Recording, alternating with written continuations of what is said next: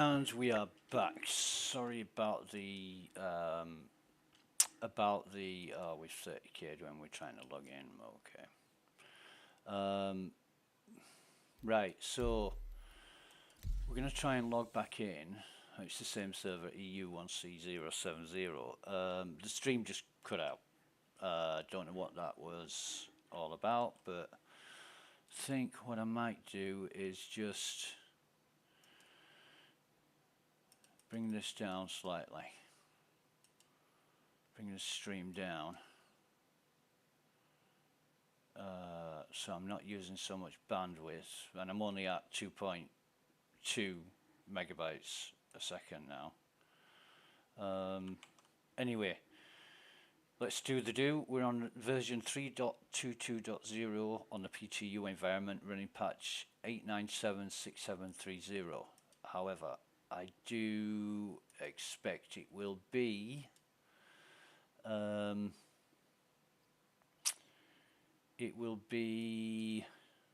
loading shortly. I do apologize for the stream. It's the OBS software that I'm using, and I'm on Windows 11 now, and it's not an issue that's caused by Windows 11, because it happened on Windows 10. It's the version of OBS software, but it's the same version I used on Windows 10 that worked. It was only the update that didn't, and I haven't updated it. So maybe I do need to update it. But yeah, it's very intermittent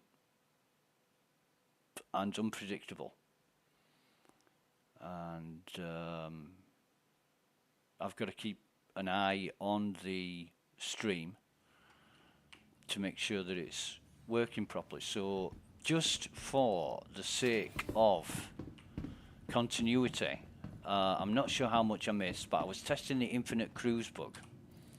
Now, this is now working in a slightly different way, but I think I found a way around it.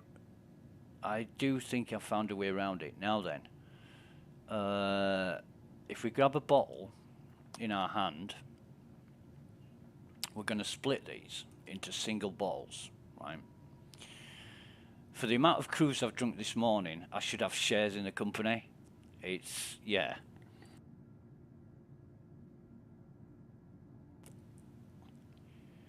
So, I've got a full bottle in my hand and 2 full bottles in my inventory. I'm going to drink this. I'm going to try this again, because obviously I've logged out through whatever, rejoin the server. So that's 1 bottle in my hand that's empty. Okay, now I'm going to carry another empty bottle like this. That is going to put the empty one into my backpack. I've got a full one in my backpack and a full one in my hand. I'm now going to drink this.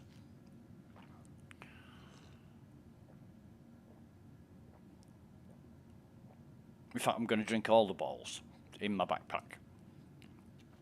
Okay. Turn this. At least the chat's working now. It wasn't working before. I do the same thing with the 3rd bottle. Now it's put the 2 empty bottles in my backpack, and we know they're going to stay empty. This is what it did before. This is the same server we were on when I realized the stream wasn't working. Now, every 10 minutes or so, I'm going to have to check that stream to make sure it's still working. In fact, I'll do that now. We're at 2.2 megabytes a second, and let's check the YouTube, and the YouTube seems to be working fine. Right, so what we've got is 3 empty bottles, 1 in our hand, 2 in our backpack. Right, now then, if it works the same as before, we carry this and we put that back. It doesn't work the same as before. Okay.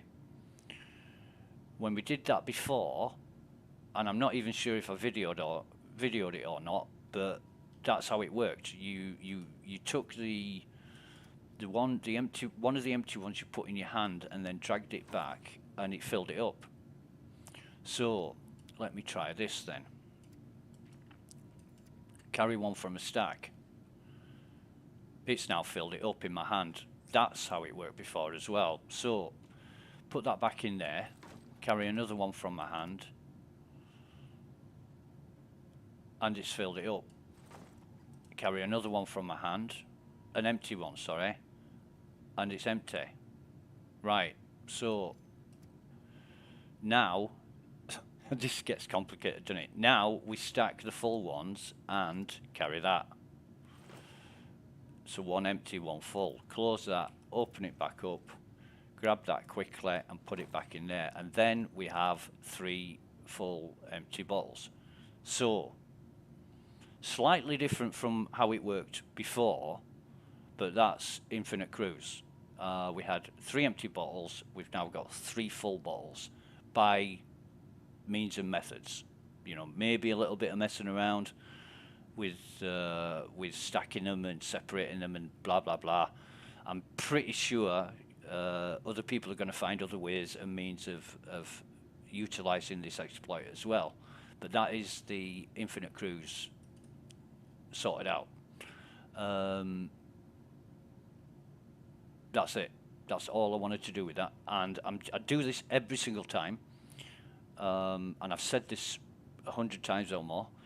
I want CIG to fix this, because eating and drinking is a fundamental part of survival in the game, and you will eventually die if you don't, and therefore it's something that needs addressing, because you don't want people to be able to utilize this and bypass part of the requirements of the game mechanics.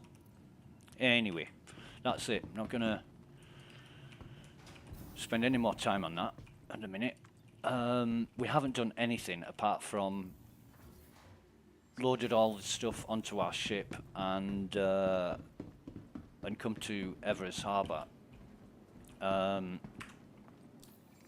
Right, so testing focus. Let's have a look at the patch notes. The link to the patch notes is in the description if you need it. So we're going to look at testing focus. Now this is stability testing, structural salvage, additional derelict settlements, inventory, openable cargo containers, procedural FPS recoil, play hair update, minables balance, and arena commander multicrew. Right, so we are not, I mean, there's hundreds of people doing the mining and salvaging, and really respect them for that, because we hate it. The mining's not too bad, but the salvaging, not into doing that at all. What we are into is the additional derelict settlements and the procedural FPS recoil. Play a hair update. I mean, the hairstyles look great, don't they? They're absolutely great. And of course, the stability testing will be testing throughout. We'll do that by default by testing the software. Known issues. Let's have a quick read through them. Character spawned headless. We haven't got that. Global chat is not visible or functional until the center visor setting is toggled. Well, ours didn't work last time we logged in, and several other people said the same. But our center visor, you know, do you have to turn it on and off each time? It's 79. So we've got 79 people on the server, and that is a horrible colour. Let me just change the goddamn colour of that. That is not acceptable for I think that one's going to be best, isn't it? Yeah, that's a lot better. Unless we're at Arcorp or New Babbage, and then we'll have problems. But everywhere else it's fine, except Yella and Magda. Yella and Magda, we might have issues with that colour, but there doesn't seem to be much thought put into it in that respect. You know, the colours that are used in the game for certain things, not just the global chart, they're a really, really poor choice. And if people who made these decisions played the game, they would already know what's required, but they can't because it's just been going on for so long. It has been going on for so long. To the ASOC vehicle retrieval However, we need to claim. Get that chat off. Claim that. Your insurance claim has been sent. Thank you. We claim the Titan. We claim the Pisces. Your insurance claim has been sent. Thank you, Claire. We claim the Expedition. Your insurance claim has been sent. Thank you. And we claim the C2. Your insurance claim has been sent. Thank you. And that's coming up straight away. I mean, that is, you know, it's working straight off. We don't have to wait 10 seconds for it to kick in, so that's good. Your vehicle has been So that's Hangar 7. We'll go down to Hangar 7.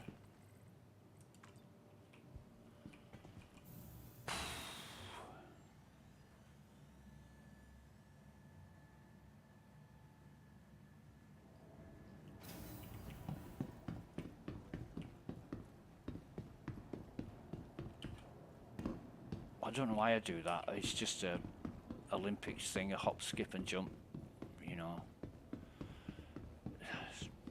My silly mind. It's like when you're walking down the pavement. I mean, Americans call it a sidewalk, but you're walking down the pavement and, you know, you see a crack in the pavement and you always step over it. It's like you're going to fall into it. And you know, you couldn't get a playing card down the crack, but you always step over it. I don't know why. I don't know why people do that. Right, anyway, so let me sit down. I don't think we need anything, do we? Depends on what the missions are going to be. So turn that on. Shields are up. Let's have a look at the missions. We're going to get call to arms first of all. We'll fire that up. Call to arms is fine. Investigation. That's a cave. We don't want that. Delivery. We don't want that. Retrieval op is one of their ships. Now, where are we delivering it to? HGMS Edmund. That'll do. That'll do for a preliminary. Oh, you bastard! Now Ludlow is one of the settlements we haven't been to. So, just let me get my settlements document up, and this is Hurston. So. This is great because we get to see a new settlement, Ludlow settlement, and I don't know anything about where it's from right now, but this is great because we get to do the testing. You are clear to launch. Now, I might have already been here. There is one settlement that I don't know the name of because I found it by accident, so it may be that Ludlow is that settlement. But I'll find out when I get there. Oh, don't crash into the doors.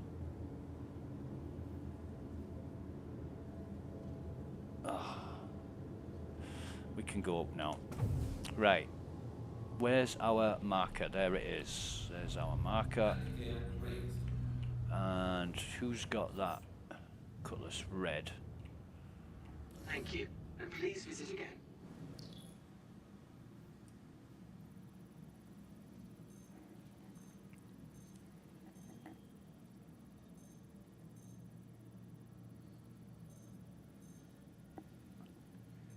Okay.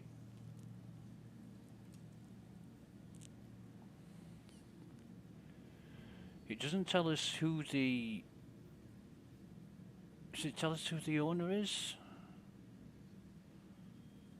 Come on.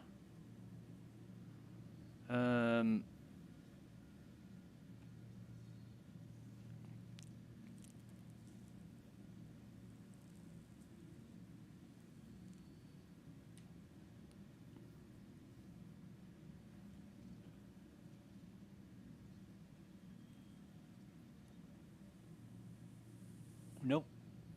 I don't see a name there, do you? I do not see a name. And I bet they've...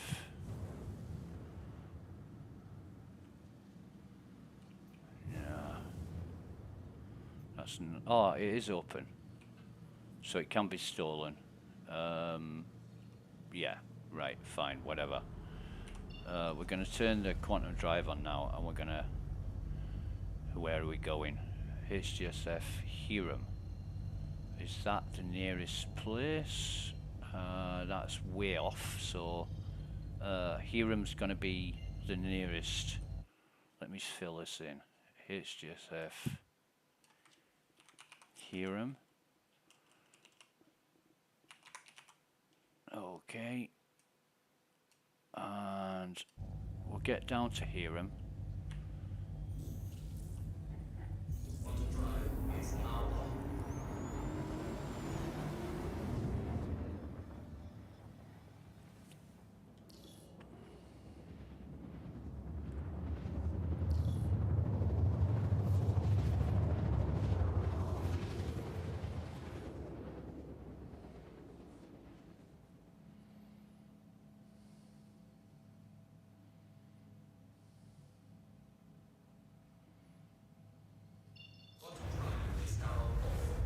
So,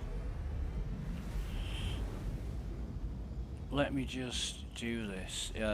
Barnabas, and that's Barnabas, and Barnabas is 800 away. I don't want Breckenridge, I want Hiram. Now, it's gonna, that Barnabas marker is gonna come towards Hiram as we get closer. And it always does, it's like gravitates towards where we want to be and interferes. So it's not good. It's a horrible situation to be in. I hate this navigation system. I really do. It's so cumbersome and laborious and convoluted in a way that's not conducive. So I'm gonna set route to that and get rid of, yeah, see what I mean? You've got to get rid of all the rest of the markers by targeting the base you actually want to be at. So, yeah, it'd be absolutely wonderful if we were coming in at 45 degrees, but we're not. And I'm not that kind of mathematician. My maths is crap. I'm not that kind of mathematician that can work it out, because angles and trigonometry is not my forte at all, which is sad to say because I used to do it for years back when I was younger, in the engineering trade.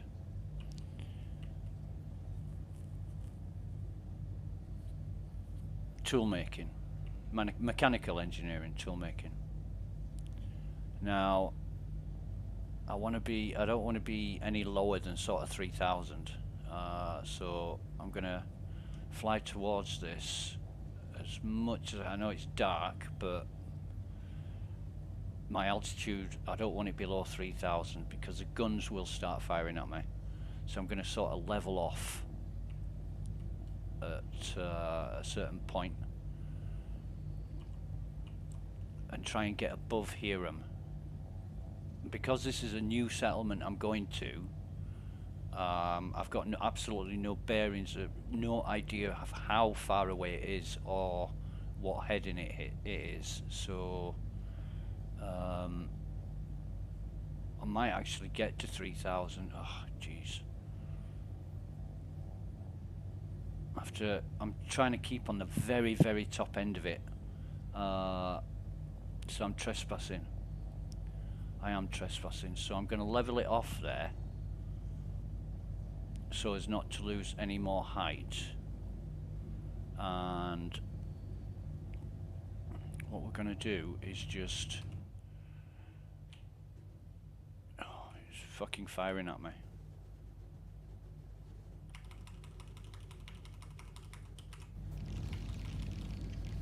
Yeah. We're going to have to...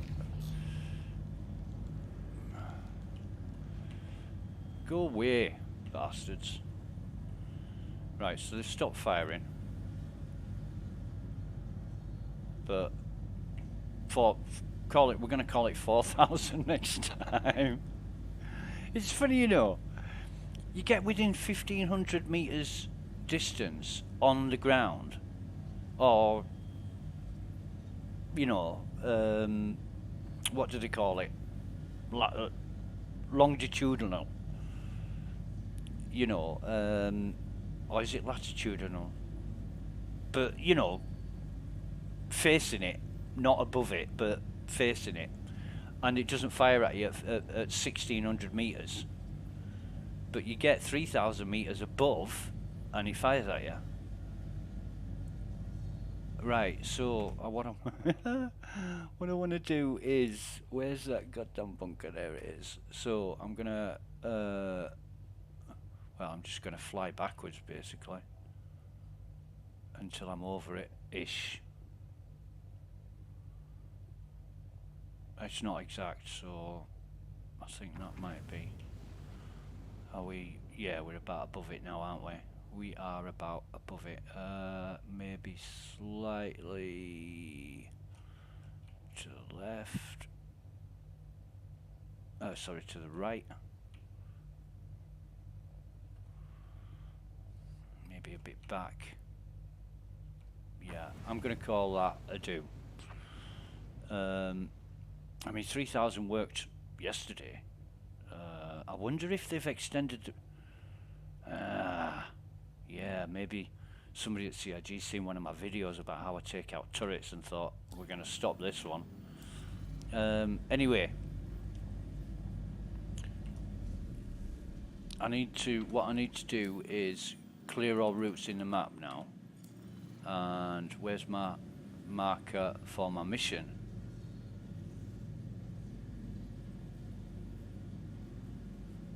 Oh Jesus, it's gone, hasn't it?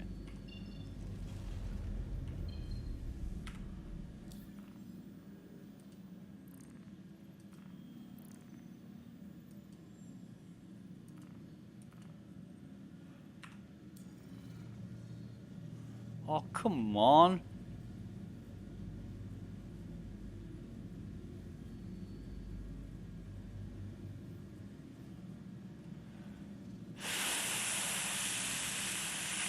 Flipping heck.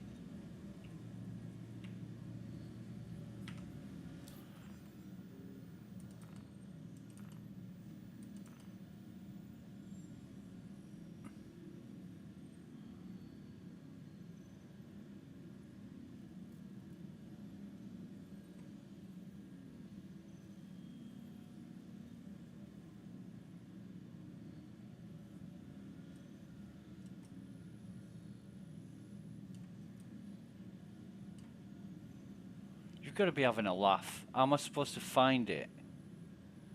Not only is the nav system a pile of shit,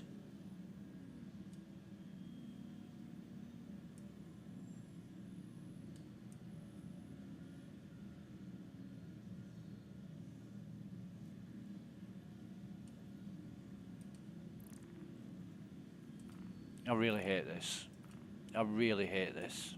It's so unreliable.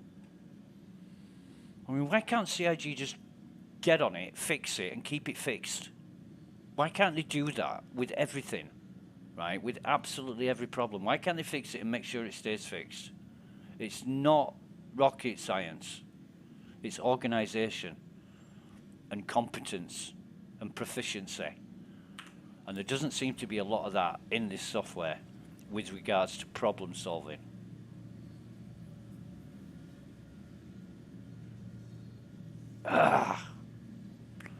Right.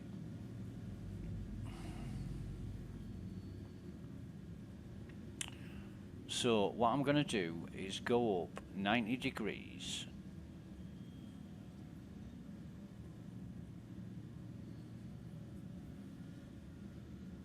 I'm going to go up 90 degrees until that trespassing message goes away. Then hoping that my marker will come back. Hoping. No guarantees. Right. So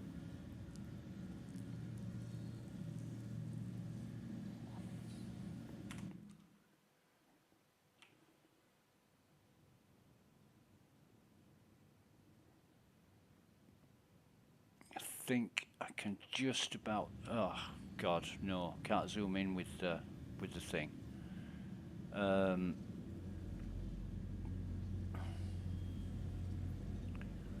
How much? God damn it! This is always the goddamn same with every new settlement I go to. It never works first time. It really never works first time.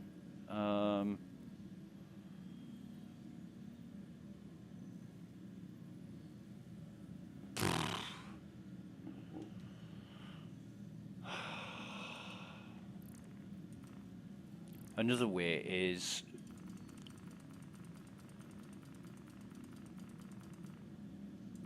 track. Hope it comes back. So how am I supposed to get to Ludlow when I don't know where the hell it is? I don't even know if I'm above. Oh, fuck this. Do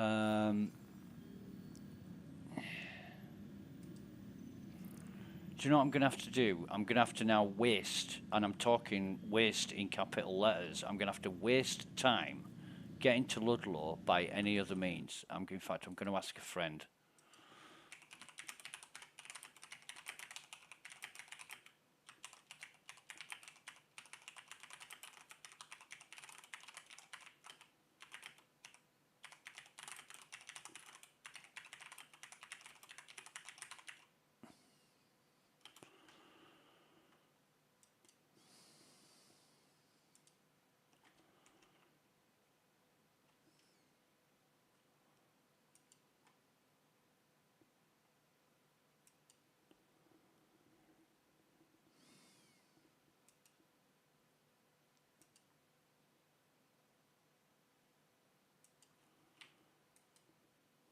Something went wrong on Spectrum. Brilliant. Love you. Jesus Christ. If it isn't one thing, it's everything.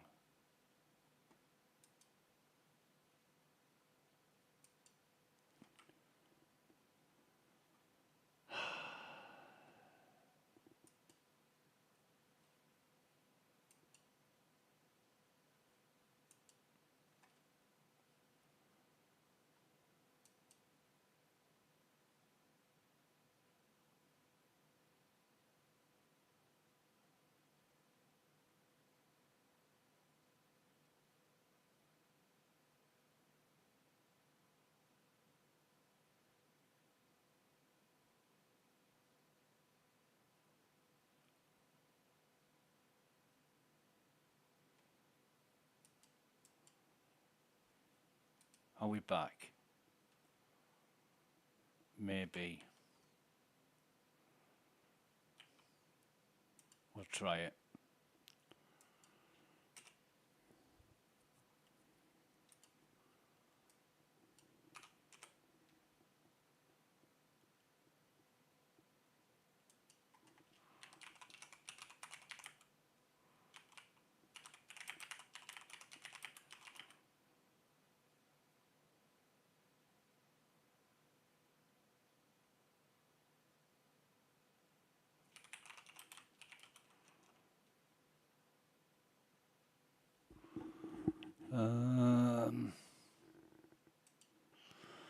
Well, let's go to the verse guide anyway, just in case nobody knows the coordinates to it. Search Ludlow.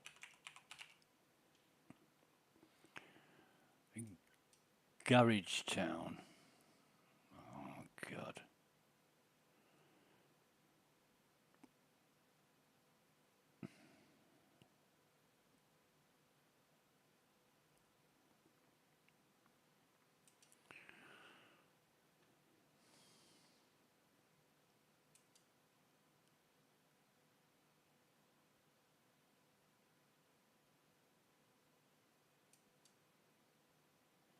And there isn't one.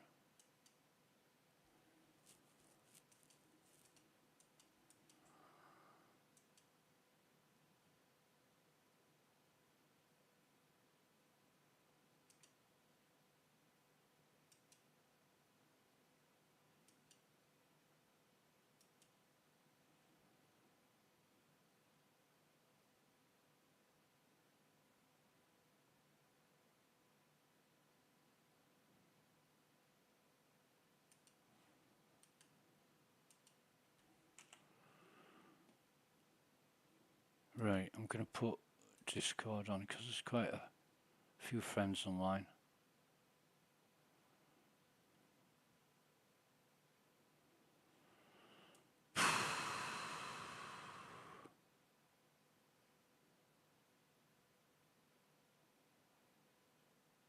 So just pop into there, and if anybody wants to join, they can do. But oh God, what am I going to do here? The verse guide has nothing. The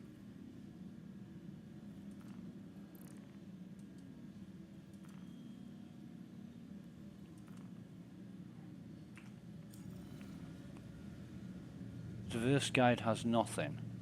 I initially had a marker. I'm wasting my absolute time here. I don't know what that one is. OM6. Well, we'll go towards it anyway. Oh God, it's the same with every goddamn thing. It's always, but these are the issues we've got to find out, you know, and report them. Mission markers disappearing isn't a new thing. I mean, it's in one form or another been an issue since time immemorial, and it's annoying as hell. Right, so no marker. Now you saw when we set off, we had one. It won't be any of them because they're behind the planet. It's going to be one that hear them. So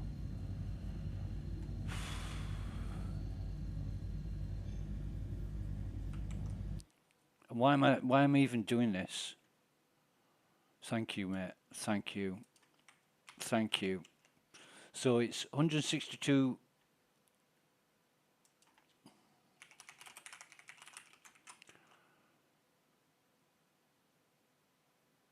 162 kilometers from HGSF Hiram, and I'm waiting for the heading.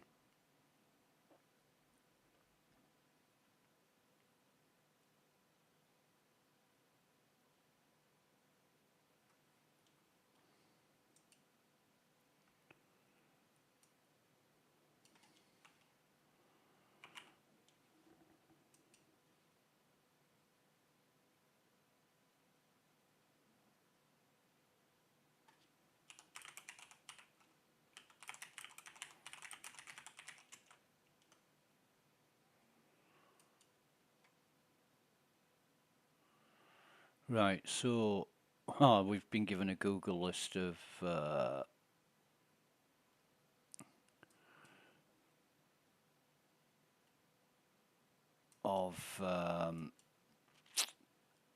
distances and headings.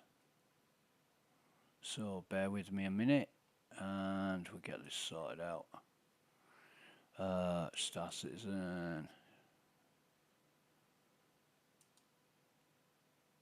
I'll put it in guides. There we go.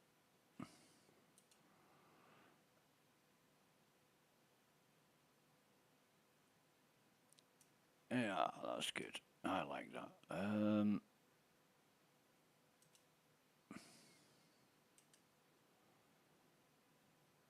Right, Brill.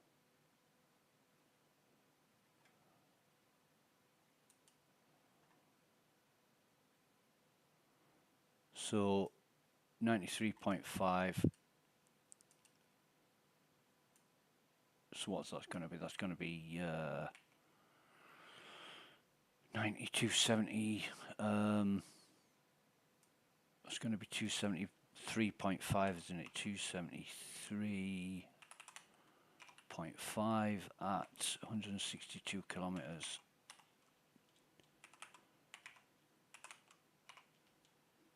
So, might not need our... Right, so we go down to Hiram. We were there. I wish you'd have come up with that 2 minutes earlier.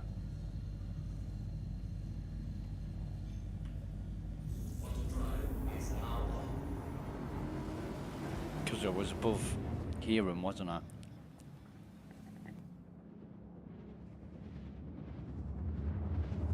You know, it's going to save me some time as well, because the reverse guide sending you around the orbital markers is bullshit. Why they don't use a more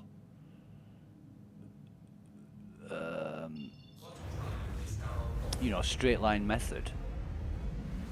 They send you all around the goddamn markers, and you know, get 200 meters within this one, fly until you're 374.976 kilometers, when it doesn't do point kilometers to that degree.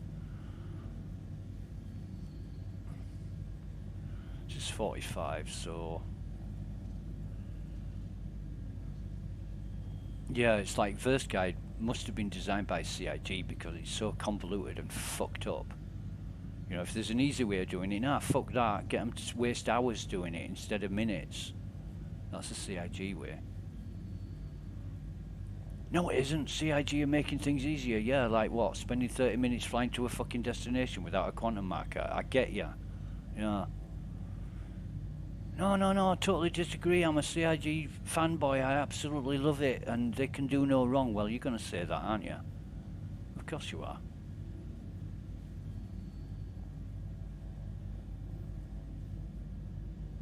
Right, so we don't want to be... We want to be no less than 4,000 altitude. So there's the marker that we want. And we can actually see it in the daylight. What a novelty. What a goddamn novelty. There it is.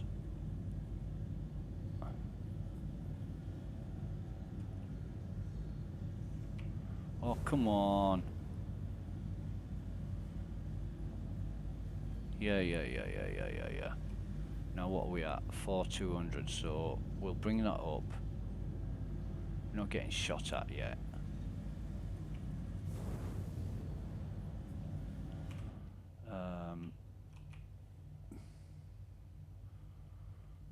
Where's the... There it is, so back a bit.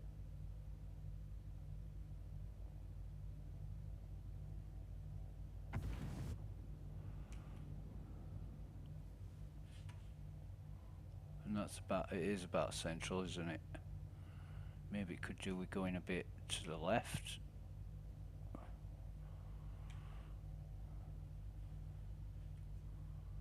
Still a bit to the left.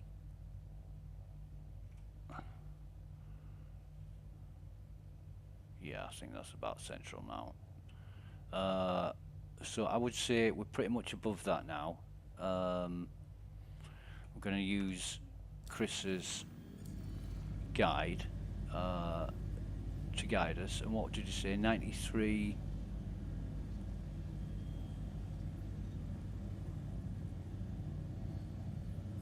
Well, that's going to be about there. That's going to be 93.66666, isn't it? On that mark. So we want to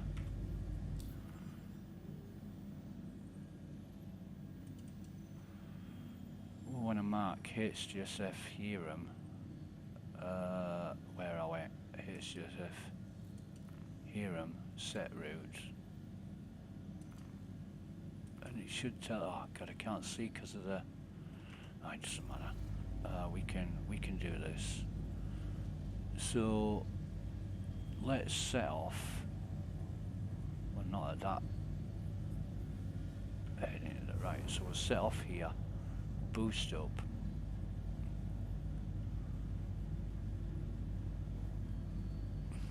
And it is 93.5. Well, we're going about 93.6 now, ish. I mean, this is not going to be far out, I should imagine.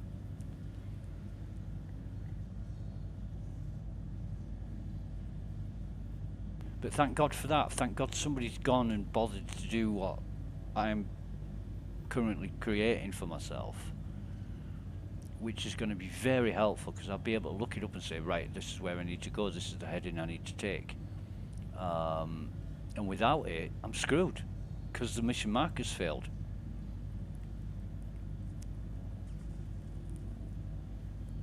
When I get there, there's going to be no packages. I'm going to have to, I'm going to have to go around picking up everything that is you're able to pick up, just to see which it is.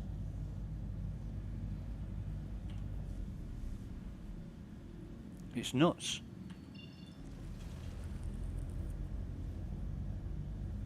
Well, it's not nuts, is it? This is why we're doing this, to find issues.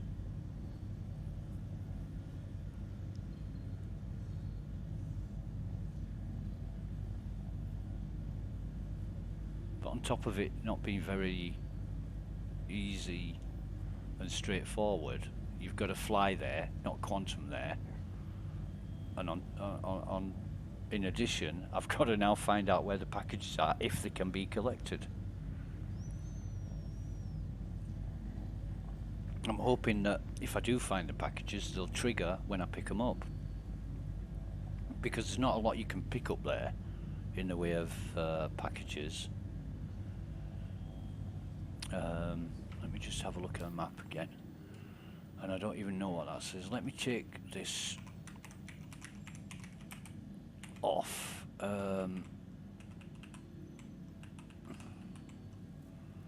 What? Fucking.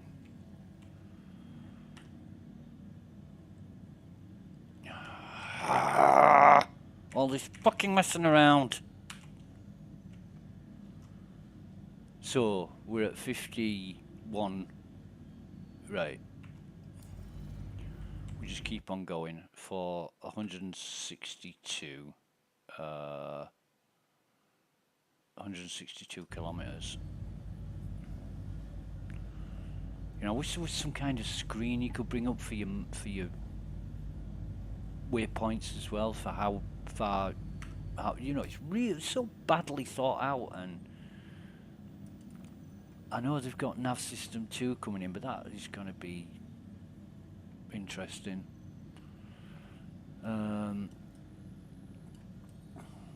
So yeah, that is going to be interesting.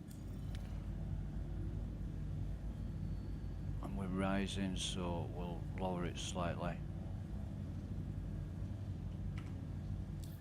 And this is all in the aid of test. The turnaround time in testing is everything. And here we are fucking around.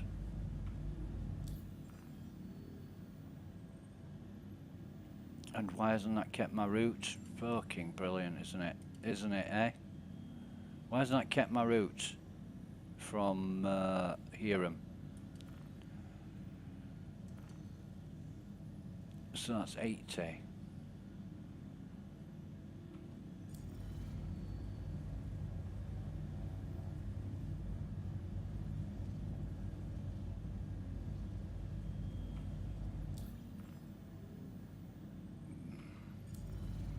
We're 162, and then we'll start looking around for a settlement.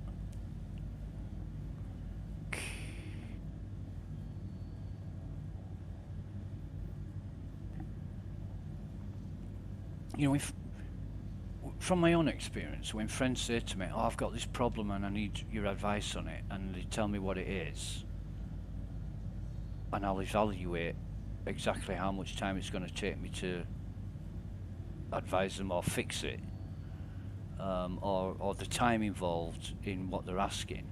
If it's too much, I will say, this is going to take a long time, and it's not, I haven't got time for that. You know, I haven't got that amount of time to invest in helping you with this problem, especially if it's something that they've got to learn themselves. You know, a lot of people that I know, and I never hear from them from one week to the next, and suddenly they'll just pop up out of nowhere and say, "Hey, how you doing? Oh, by the way, I've got this problem. I thought of you." Oh God, yeah. Right, okay then, here we go. What do you want? Well, you know, I've got this whatever hard drive and all my data's on it and it's crashed and I can't access it and blah blah blah, and it's like, oh my God.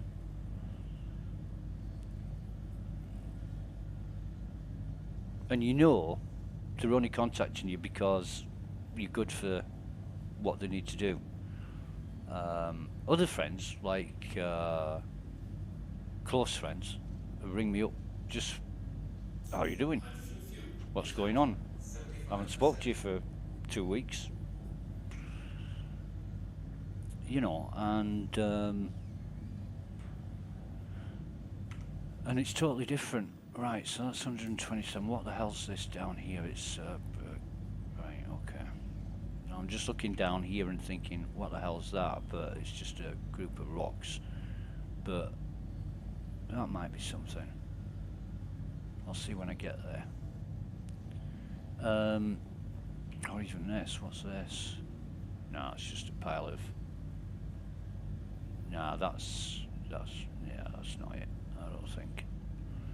We're at 140, so this hill ahead here might be might have something on it. I don't know, but I'm gonna have to look around, obviously, for the settlement, because it's not fucking marked.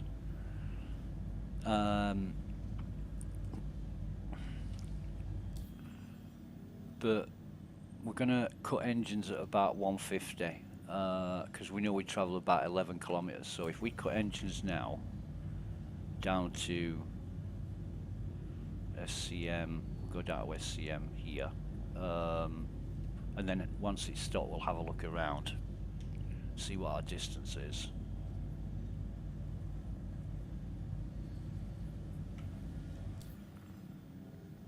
That's, oh God, it stopped a hell of a lot quicker than what I thought it would.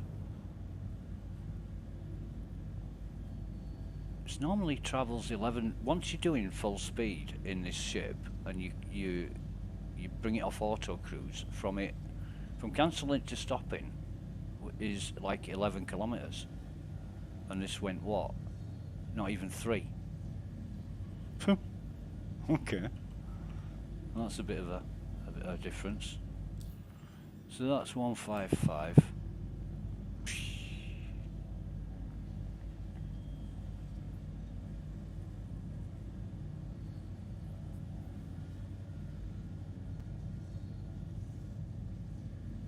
And the thing that really gets me is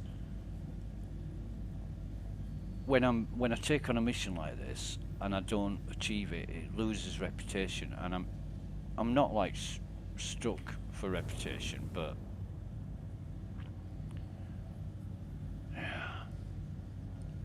I think for testing purposes, it might be better just to give everybody everything, so they can test everything. I mean, there have been patch notes in the past where it says like, you need to test this ship. Unless you bought it on the pledge store, there's no way you're going to be testing that ship. 159.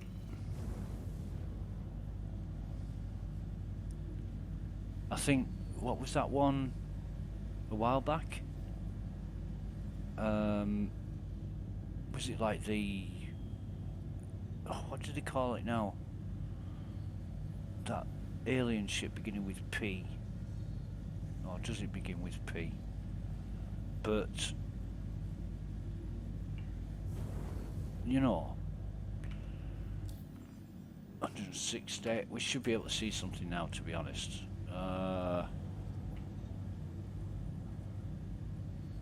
It's like, oh, maybe not. Maybe not. Let's go. Yeah, wrong way. Let's go back to there and just travel a bit further forward. Let's get 262-ish and then start looking around.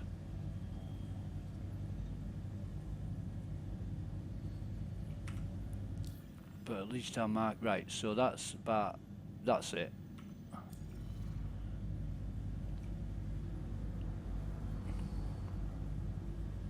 And I don't see anything that resembles a settlement of any kind. We are 162.5. What the hell's that?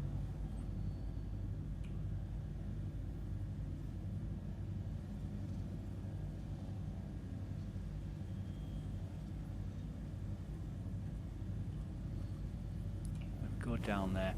Looks a bit too green for this area, if you know what I mean. So we'll fly towards it, see if there's anything there. As long as the heading's okay. Because it might not spawn until we get closer,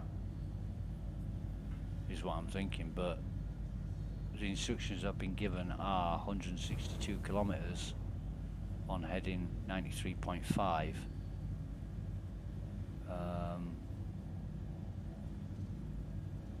But if you look, it's all sort of mountainous and it looks very red, and then this area is green as, and it just looks out of place. So I'm guessing, just purely guessing, that there might be something here.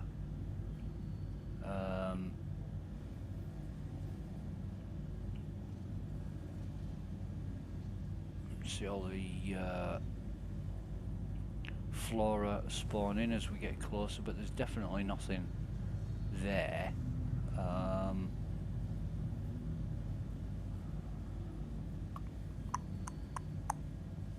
Fly over this bit, put the gear down just in case.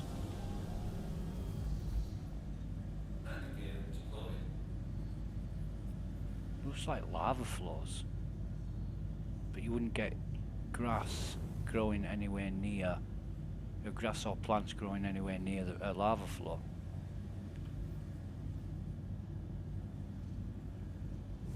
You know, this isn't Minecraft, is it?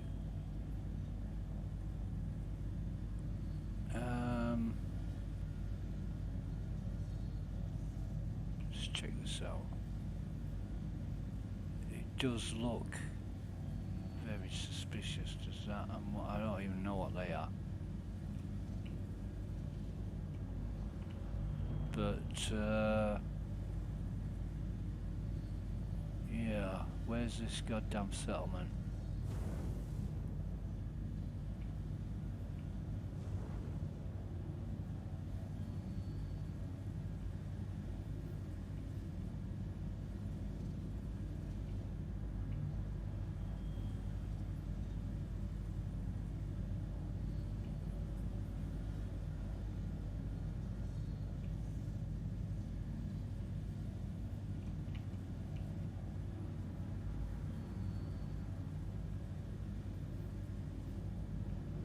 How far are we away from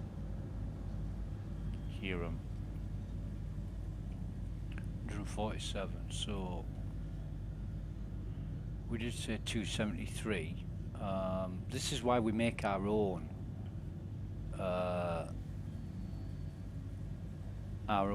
heading and distances, because there's nothing like verifying it yourself. And the information I've been given, I've got no reason to question it. I just need to verify its authenticity and accuracy. And it does say Ludlow. Let me just have a look at it. Say Ludlow, 164.2 kilometers at 93.5. So I went 162, didn't I? So I'll go 164. I'm at 1500 meters, which could be a bit higher. So I'm just going to fly backwards until I get to 164.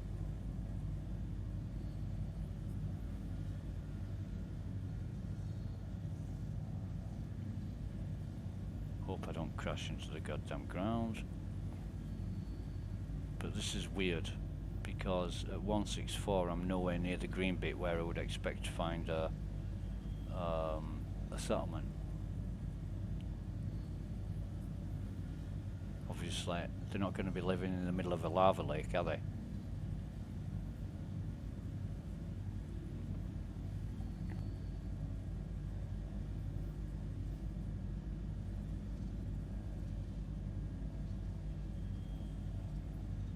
But this will at least give me something to go on, because I've got absolutely no fucking idea where it is, due to the markers missing. And I don't know how many hours I'm going to spend doing this. In fact, is the stream still working? Yeah, stream is still working. Unbelievably.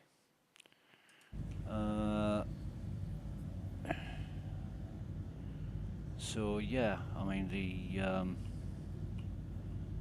flying backwards is always problematic. It sometimes flips the ship over, and I don't know why.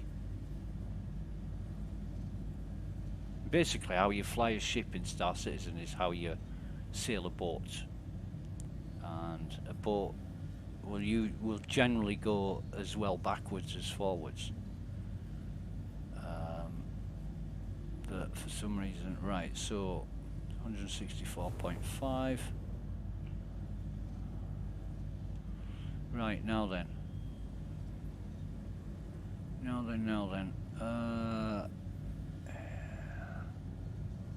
Could be anywhere. But there's no sort of green bits or...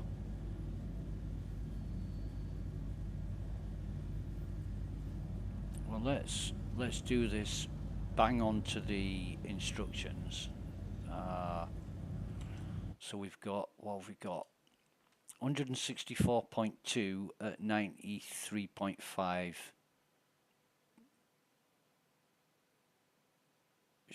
Let's call it 94 and 274 looking back.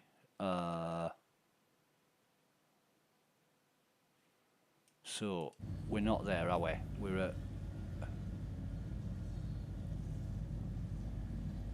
We are at, that's about 274 is about there. So let's just 164.2. We're going to be too far there.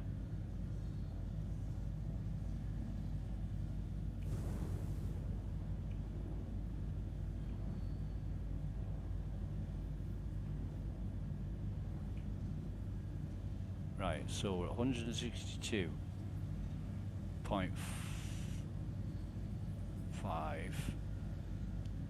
It's 164.2, sorry. We want to go heading 274-ish. So that's going to be here. Just bring the ship over until they line up. And then we'll move back a bit.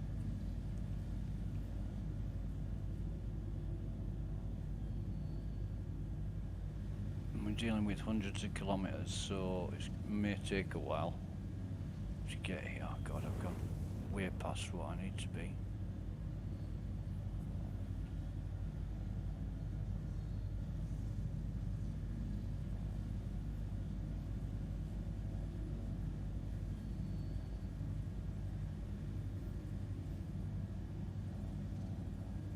But 0.1 of a kilometre is 100 metres, isn't it? So where are we at now? Still 275. It's going to take a while, but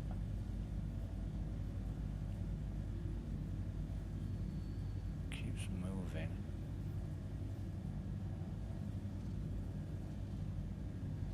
I once did this at Palomar.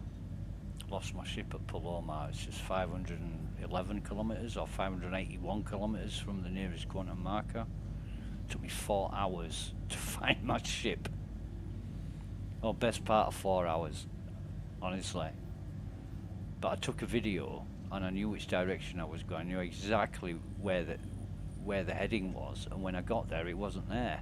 couldn't find Palomar, and I eventually did, but it was such a faff on. It took forever. So we're getting there, slowly. Now then, let's have a look at that. That's not too bad. But we are... Oh, no, wrong way, wrong way. I know what I'm doing. 164.2, isn't it?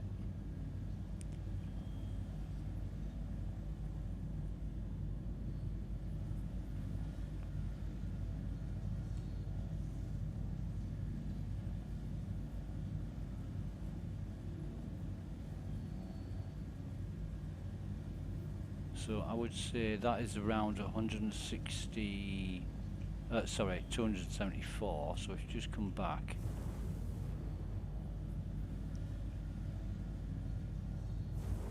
It should be right under us. It should be right underneath us. Sort of to the right.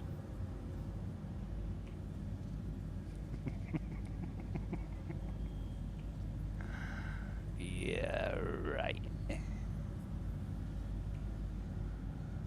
All right.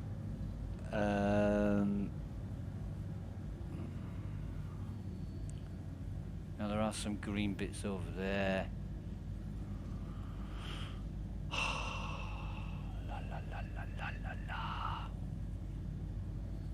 So here's just Ethereum. We're at 164.3. I mean, there's no settlement here. There is no settlement anywhere near here. Unless that's it. And it can't, no, they're rocks, aren't they? I was going to say it can't be because they don't look like structures, buildings. They just look like the rest of the rocks.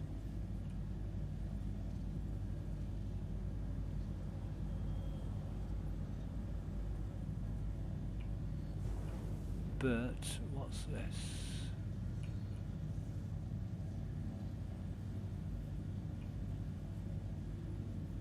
Rocks.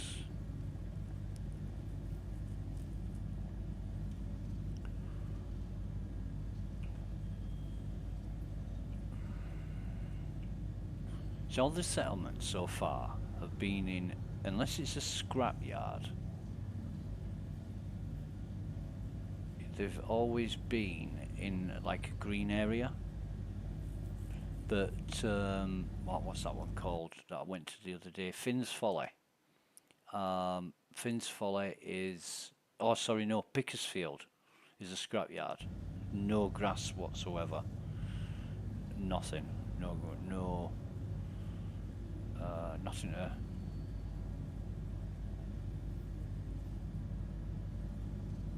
really see unless you are, unless you know where it is.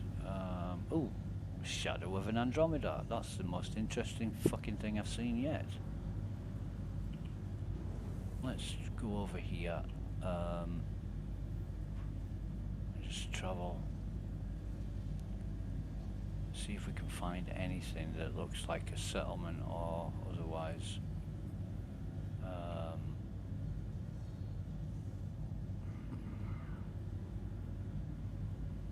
I mean, you can see the bunker from quite a long way away, sort of 3 kilometers, 4 kilometers. And the closer you get to it, the more detailed it becomes. But I don't know. I really don't know.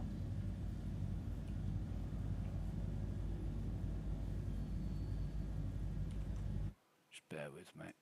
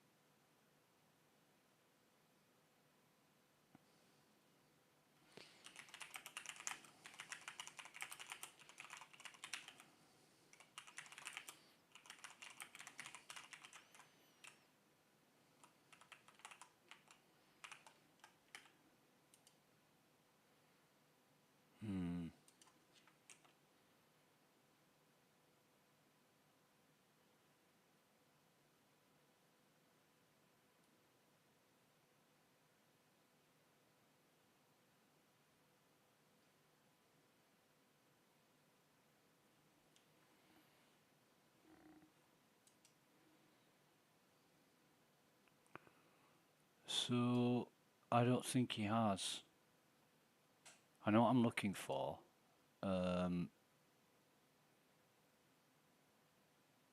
It's not in a green bit. It's not in a green bit.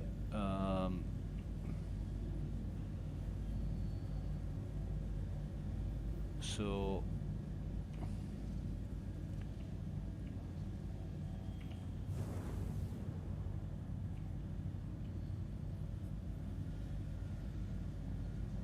it's got to be along here.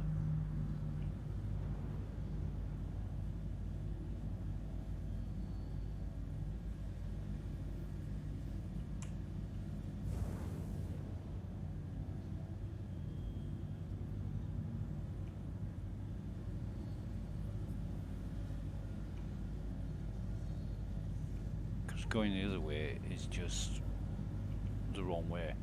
So bring that to 90 degrees and it's going to be on the radar, I mean, it's going to be more or less of a straight, right, so that's a straight-ish line.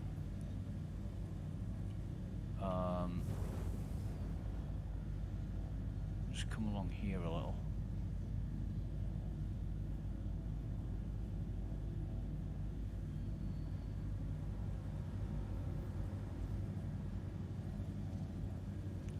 $160.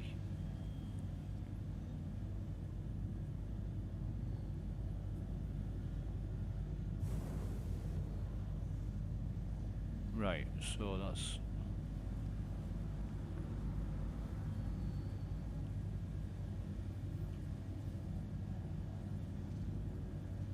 let me get up some.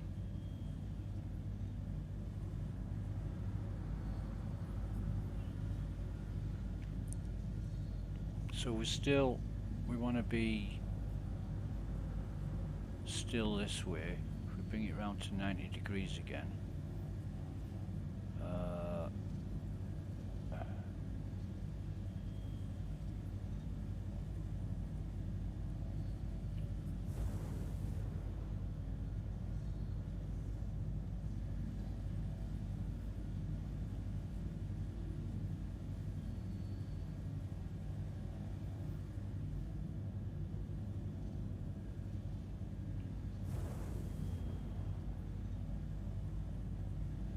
Somewhere.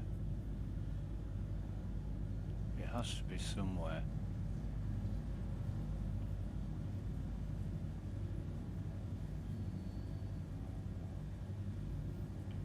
But thanks to the clouds and shit, you can't see anything. Aha, what's this? What is this? Oh. Some rocks with yellow bits on the top of them. And I think there might be some more over there as well. They'll probably be for mining or something, but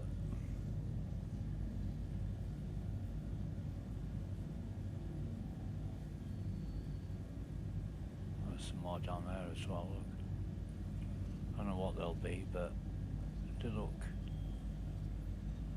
different to everything else, so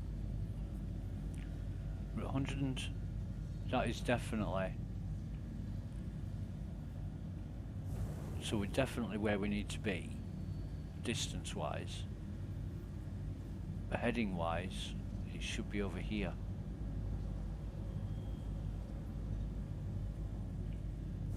It should be over here.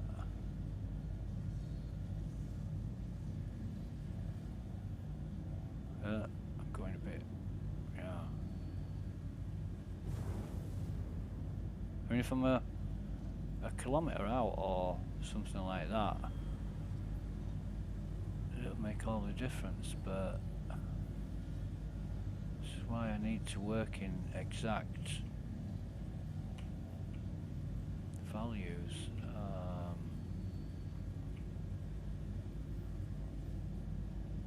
But anybody who's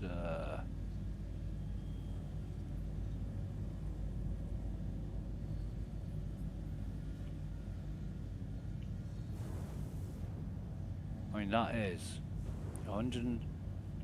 That is heading approximately 274, 164.2, 164.2.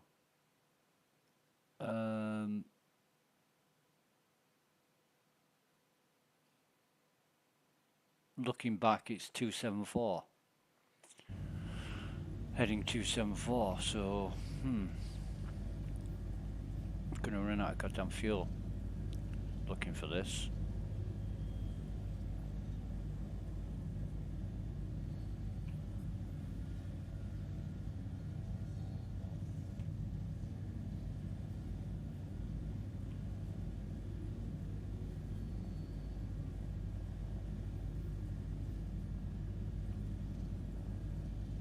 See, once I find it, I'll mark it, and then it'll be there forever. But is it behind a hill? Is it on top of a hill? Is it despawned? I really don't know. Because it doesn't look big. It just looks like a little scrapyard type place. It's smaller than Brio's Breaker's Yard. But I'm looking, trying to look around. But I'm exactly at the spot where the coordinates should be. Am I missing something? Am I being blind again?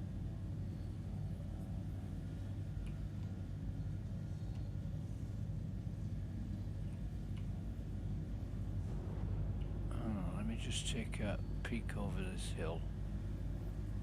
Make sure it's not down here.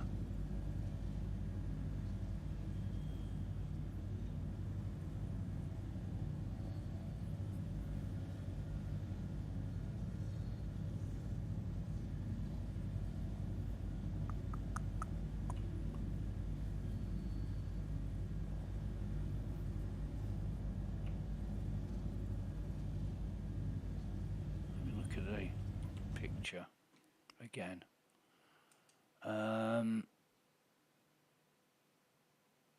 Yeah, it should be very identifiable. It's like a little circle with a broken ship at one side. Looks like a big bonfire in the middle and a big tower that you climb up. Very identifiable. And the rocks in the picture that I'm looking at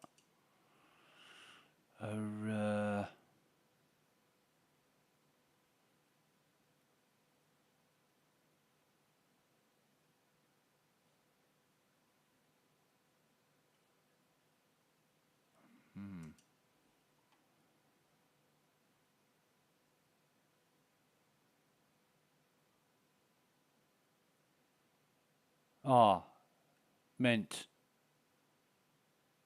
the numbers aren't even mine, they're from Verse Guide. Great.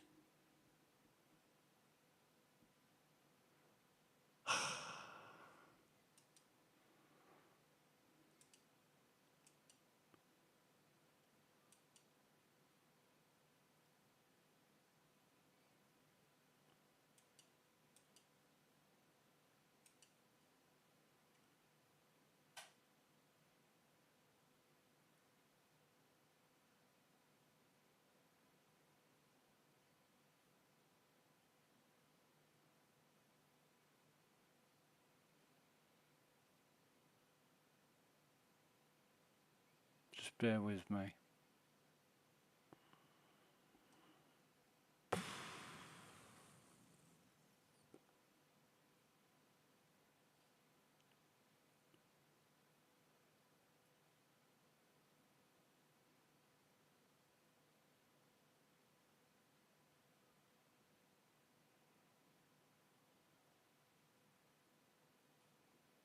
Paloma, Tompkins, Sherman, Zacharias, Hadley.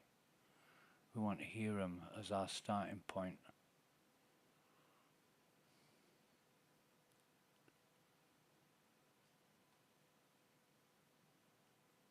Hobart, Tamar, Hendricks, Ismail, Operai, Millerand, fucking hell. Stanhope, Damaris, Barnabas.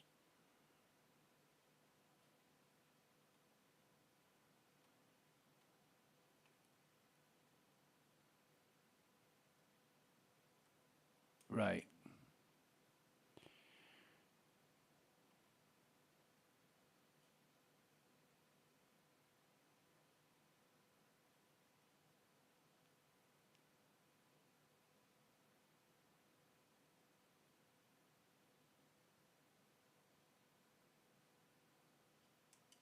So, pick a landmark on the horizon right in front of you, turn your head in and point at 93.5 degrees. Move to that landmark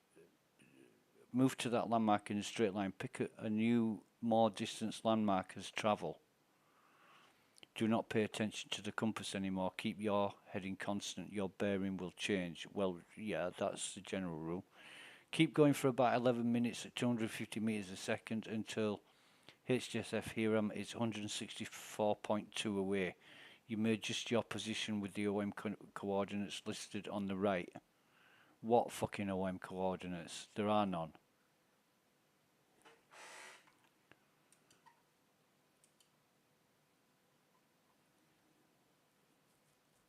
So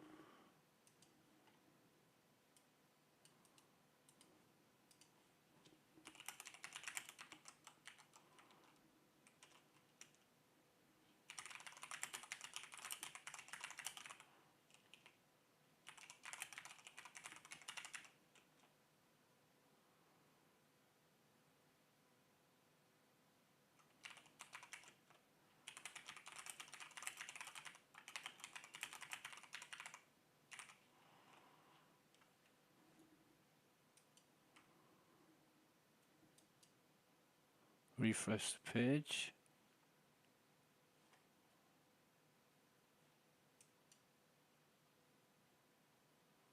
Navigate.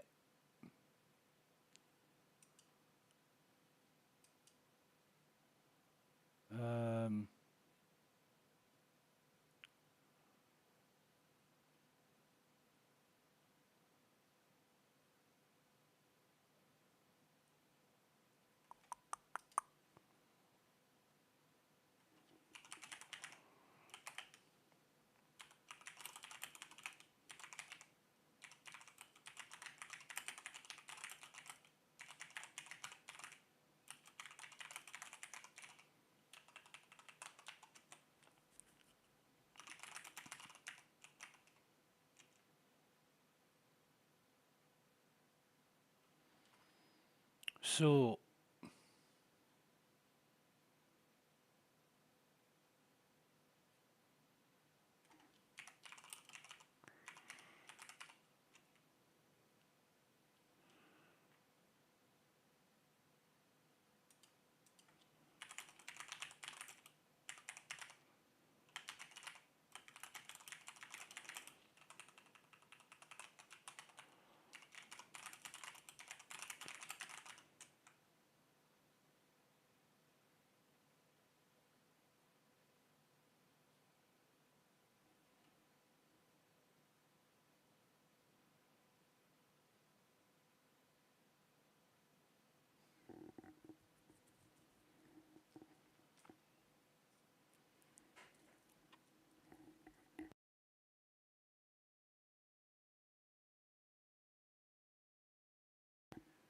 right.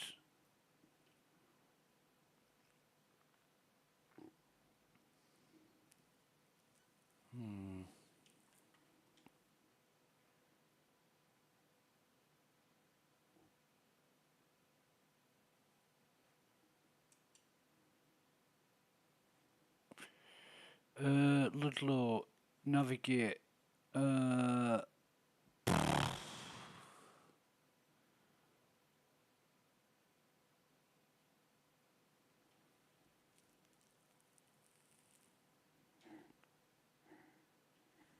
Okay.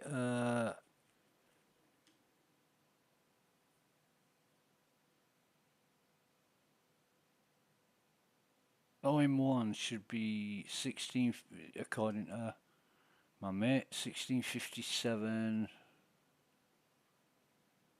OM1 should be 165786. So, here we fucking go, we're messing around again. Clear route. And that's OM6, 736.6. So it should be 73672. Okay.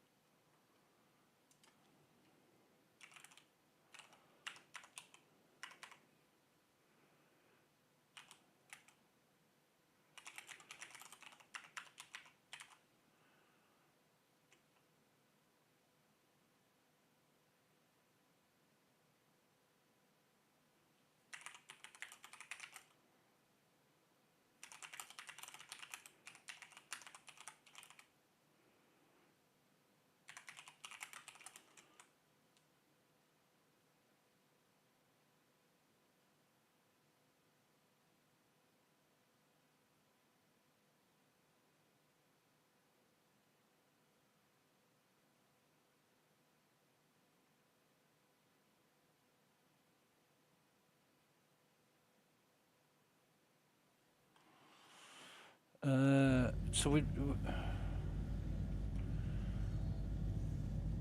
let's get, so we know where we are. So that's okay for OM Doodah, OM6. We should be able to, because we're working off the distance. In fact, let's just bring ourselves in. And we just need another OM. We need another OM, and we should be able to triangulate.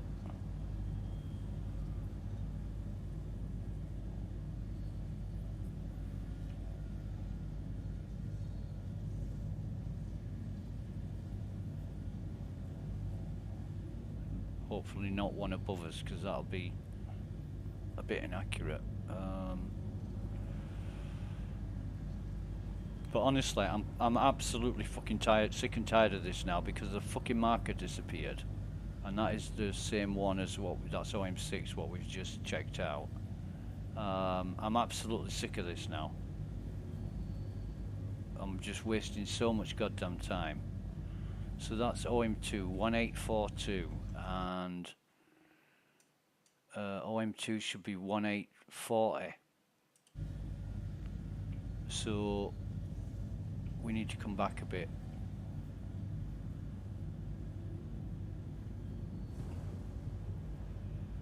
(1842). So literally, it should be right fucking below us.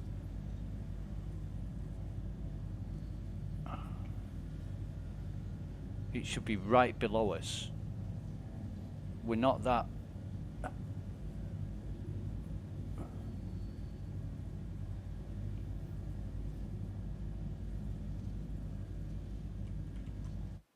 Right, okay.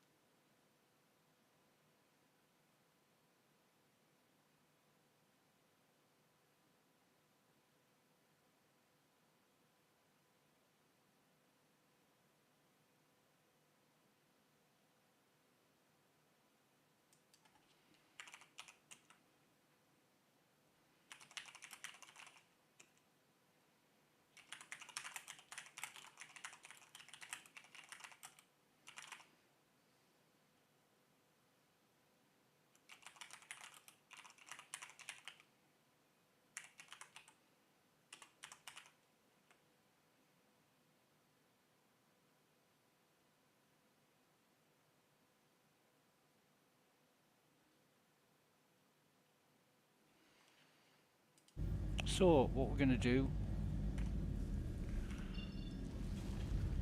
is come out of here. Well, actually, I've basically got the coordinates. This should be right, and you know, the coordinates I've been given. Like I say, I've got no reason to question them. It must be the reason why the mission marker disappeared is because there's a streaming problem on the server, so I'm advised.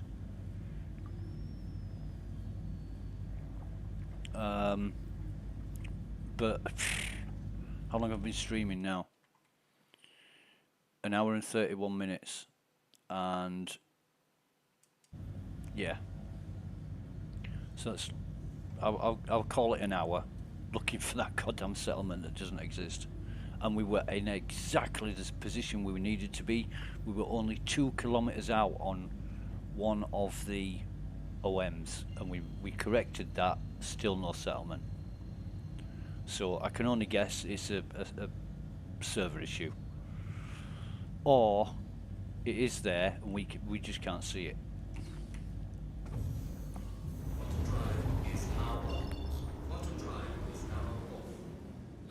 So I'm going to do is it's a completely wasted mission. I can't complete that without the settlement being there, but it was there until we went to Hiram. We were going to go to Hiram and fly from Hiram. When we got to Hiram, there were no markers, but the mission's still active. You know, we've still got retrieval op deliveries completed.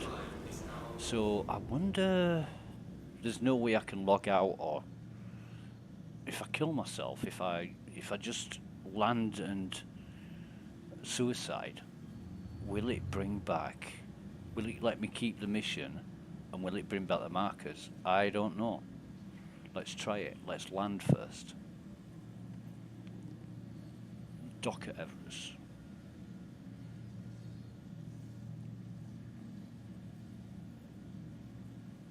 Because it was fine when we took off, and I saw the marker for the parcels, and I saw that Hiram was the nearest place I could jump to, and then it just disappeared after that. So Please gotta proceed to assigned landing bay. find a way to deal with this. Thank God Everest is still spawning. We'll have, be landing somewhere else, and yeah.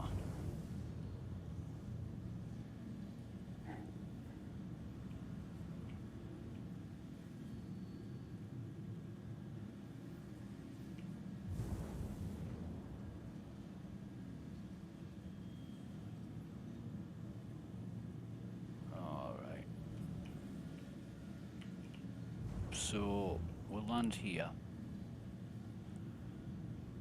and I'm really, honestly frustrated because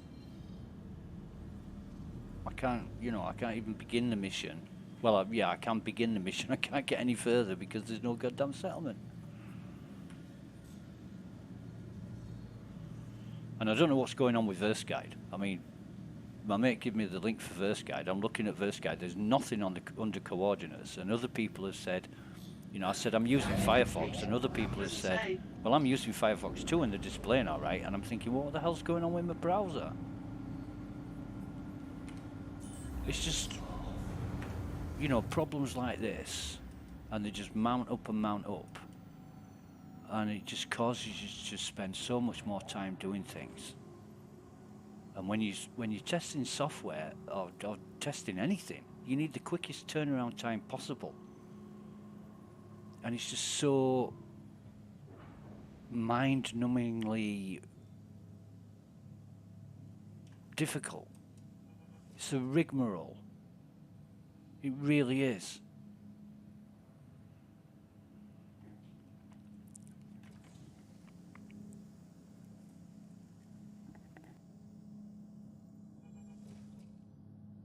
Right, so we're refueled and everything. We'll get off the ship.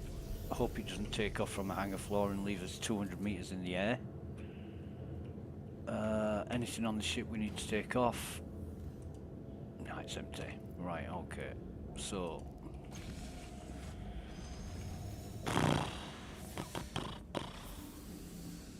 doesn't really matter. We'll get undressed here and just suicide in the hangar. Why not? Oh no. Given the state of things, we'll store our ship first, make absolutely sure. Then we won't have to claim it when it says it's destroyed. We want to make sure it's stored before we do anything. It's gonna be coffee time now as well. Jeez.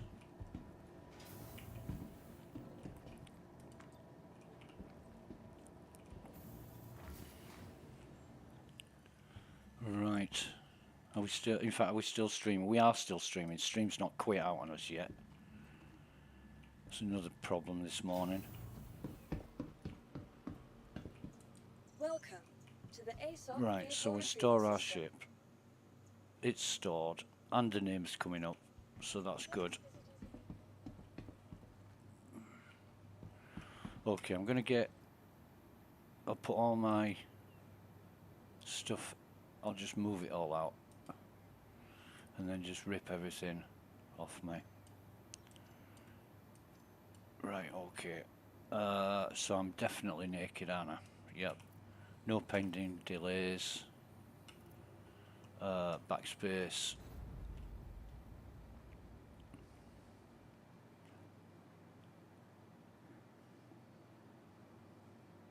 I don't know if it'll let me keep the mission. It'd be nice if it does. But if it were me, I'd after you die, that's it. mission over. That'd be my. Oh, it's let me keep it. Network intrusion. Don't even care. Hope it's Hurston. Right, so armor, and we've got any sustenance? No, it hasn't given us any sustenance this time around. That's fine. Why should healthcare be a hassle? Recently ranked fifth So, Frosty missions accepted, and collect package from Ludlow. Untrack, track, untrack. In fact, I'm gonna leave it untracked. I'm gonna go make a copy. Be right back. 2 minutes.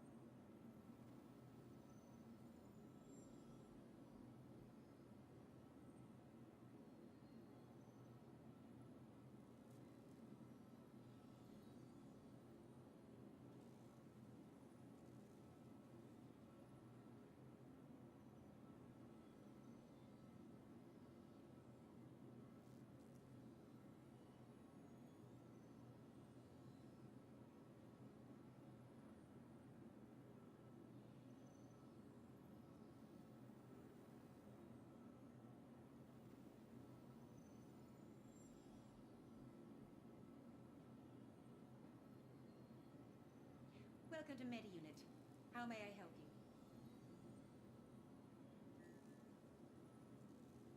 Of course. Please check with the terminals.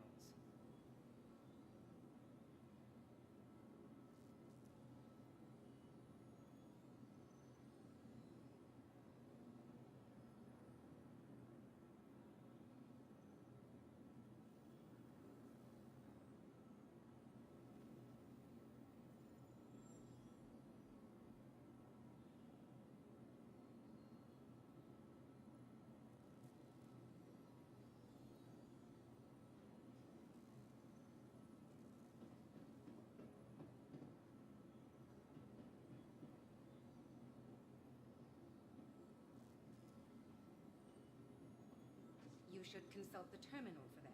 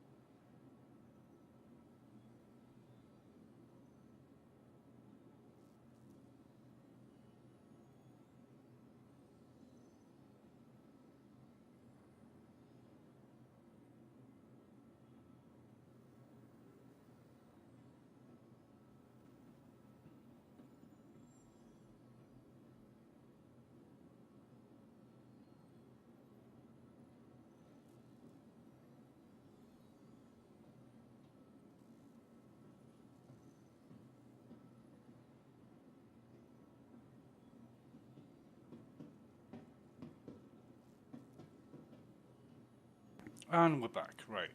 So, I still have no marker. Excuse me.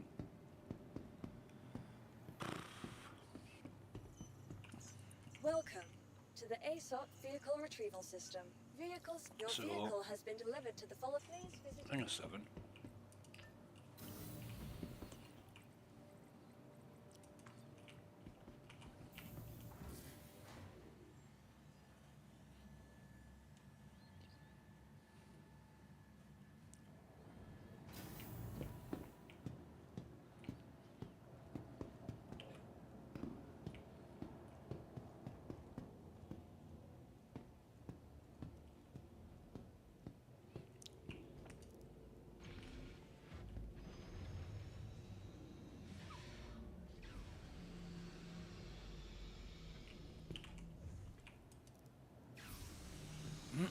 Excuse me. Just want to sit in the pilot seat and see if I get a. But I don't, do I? I don't get any.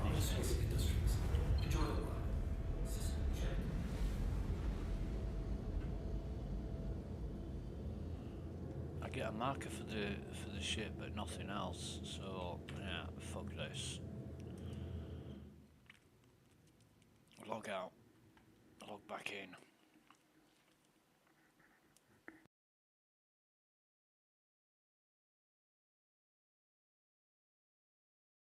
This is not great.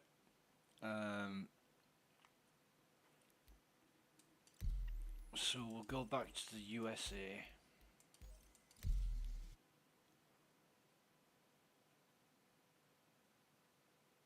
We did turn up initially, but markers have been known to disappear while you're on the mission or on the way to somewhere.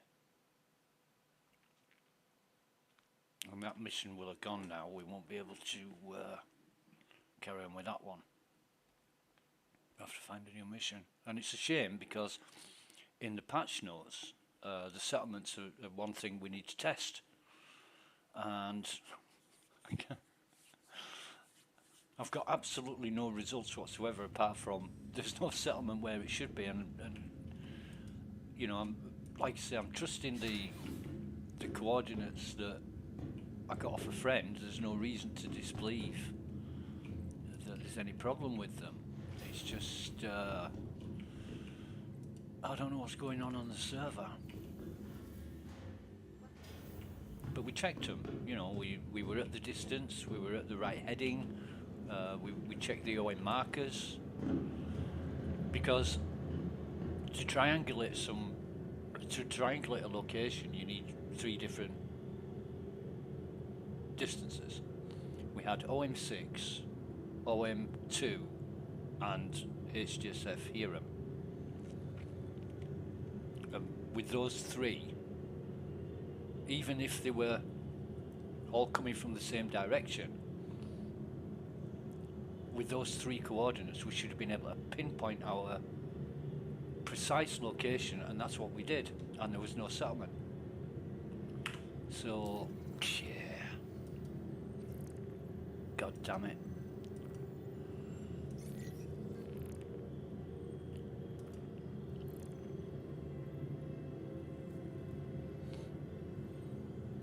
Search shipment lost, and it needs to go to Referral 1. Well, we've also got missing persons, Starfarer, so we'll accept that. We'll go for the missing persons if it gives it us. I don't know if it will or not. Doesn't look like it, does it? So we'll go for the shipment lost as well.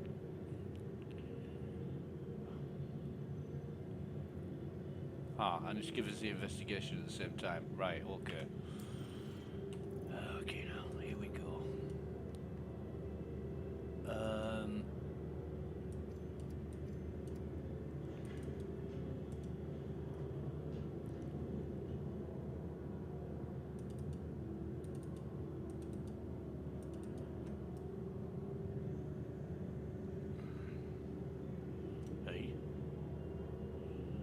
those changed? Oh yeah, brilliant. I love that blurriness you get when you hover over an inventory and it just goes blurred on you. Yeah, right. Right, so helmet be the bottom one, I think. Oh no, it won't, because we had a white one on, didn't we? That one. Stack all these. That's how many times we suicided today. 6 times we suicided today for various reasons. Right, so these. And that's going to be our pistol, I do believe. Is this laggy as fuck? No. It's just laggy as fuck. And our gun. Right, okay. Med gun, multi-tool, and these. And where's our 8? We're looking for 8 med pens, there we go. And then these in here, that in there. These 6 on our armour. We haven't even fired a bullet yet. We haven't even fired one, have we? Where's our knife? There it is. 6 bottles of cruise. We had 6. We've only got 3 now. Why?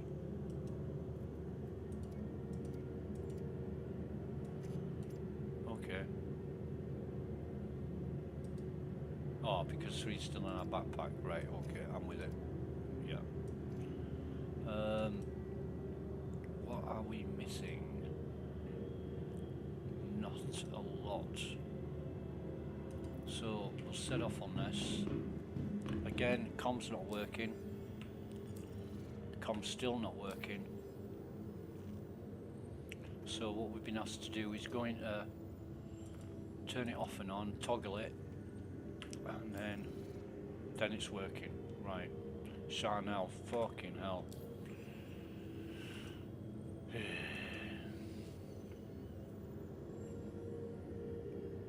Yeah, exactly what I was going to say. Be gone, you cunt, I'm sick of you. That is Charnel, that's why he's on fucking permanent block.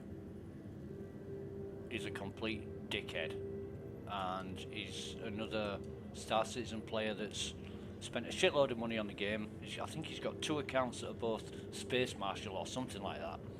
At least 2 accounts that I know of. And he's just a prick. He's just an absolute prick to people.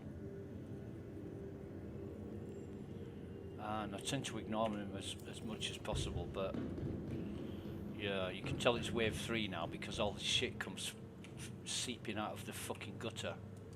Welcome to the Turn that chat ASOC off. vehicle retrieval system. Your vehicle has been delivered to the You never get following any of location. that in wave 1. You know, you might get the odd asshole that's frustrated or angry, but yeah. I don't understand why people are like that to each other. It's like it's something personal, you know what I mean? When they say, oh no, I don't agree with you. Oh well, you're fucking attacking my integrity and my sensitive personality, so you're a prick and you're gonna get cancelled. Fucking yeah, right.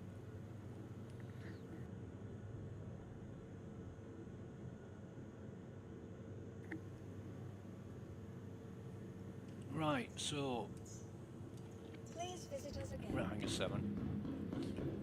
Like, we've never been at Hangar 7 before. But like I said, on the very first stream, at the start of the very first stream, I said it's wave 3 now, so, you know, we're going to watch our asses a little bit. Because you do get the more fucktard element, I'm going to describe it as. There's a lot of fucktards in Star Citizen, and for whatever reason that may be, and they will pad ram you, they will do absolutely everything to you, because this is a game, this is another part of the game, it's just an earlier version of the game, is the PTU, and that's how they treat it. It's not a test, It's not to verify and test and report. It's to play the game and you know, make other people's lives a misery through your own actions. And that's how they see it. And that's not just Wave 3, that's across the board, you know, from every single person that ever backed Star Citizen, from everybody. Right, so turn it all on. Now, have we got, I don't even know if we've got a marker now.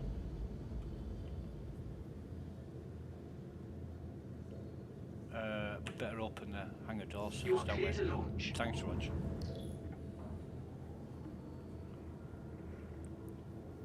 So we'll just wait for these to open with my fresh hot cup of coffee. Lovely.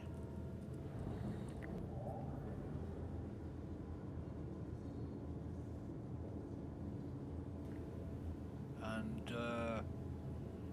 yeah, we'll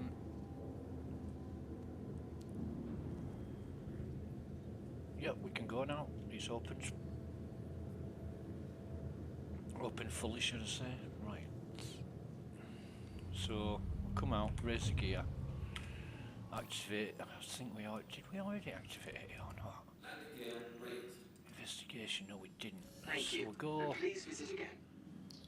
Yeah, we'll go for the investigation first. We'll track that. And yay, we got a mission marker. And at this distance, it is definitely the planet. So how far is? Oh, that's not good, is it? Pinewood. Well, okay. Go to Pinewood first and look to. We're going to look to disengage the engines.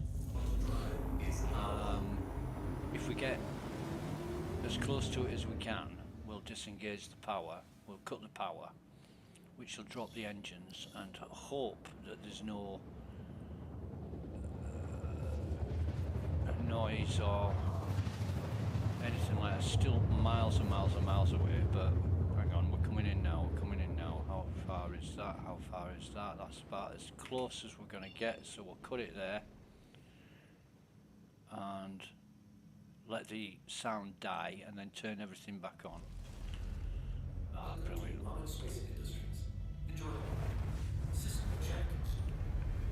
Yeah, so shields critical, we'll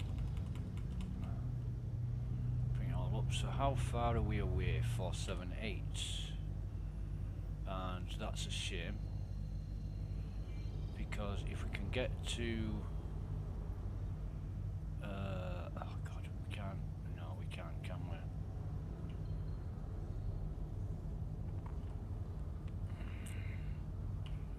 478 is a hell of a long journey. And there's no, there won't be any other markers around that we can use, but if there is one that I can see,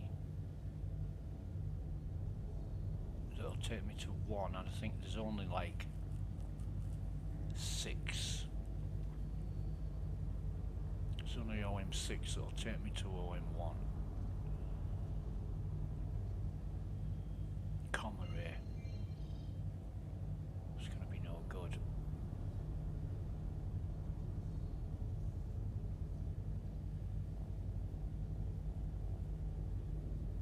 Oh, bollocks. I don't want to spend sort of, I don't know, it's going to be best part of 20 minutes, isn't it? Fucking 20 minutes on this. Just can't be bothered floating around the markers. It's such a fucking waste of time, but then again, so is manually flying anywhere. I mean, it's you know, pointless. Absolutely pointless.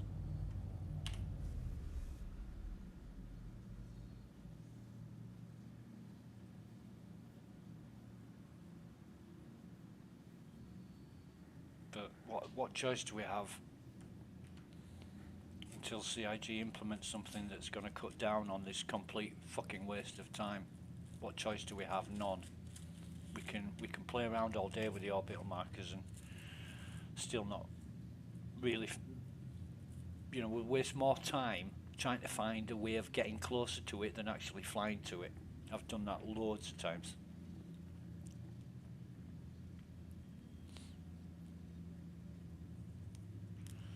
So might as well cut our losses. By the time we've spent 10-15 minutes messing around trying to get close to it and then still have 5-10 minutes to manually fly there, we might as well just fly there directly. Yeah. So let me check.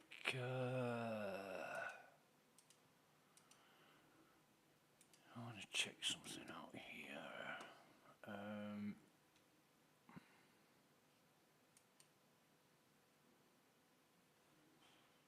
Just bear with me.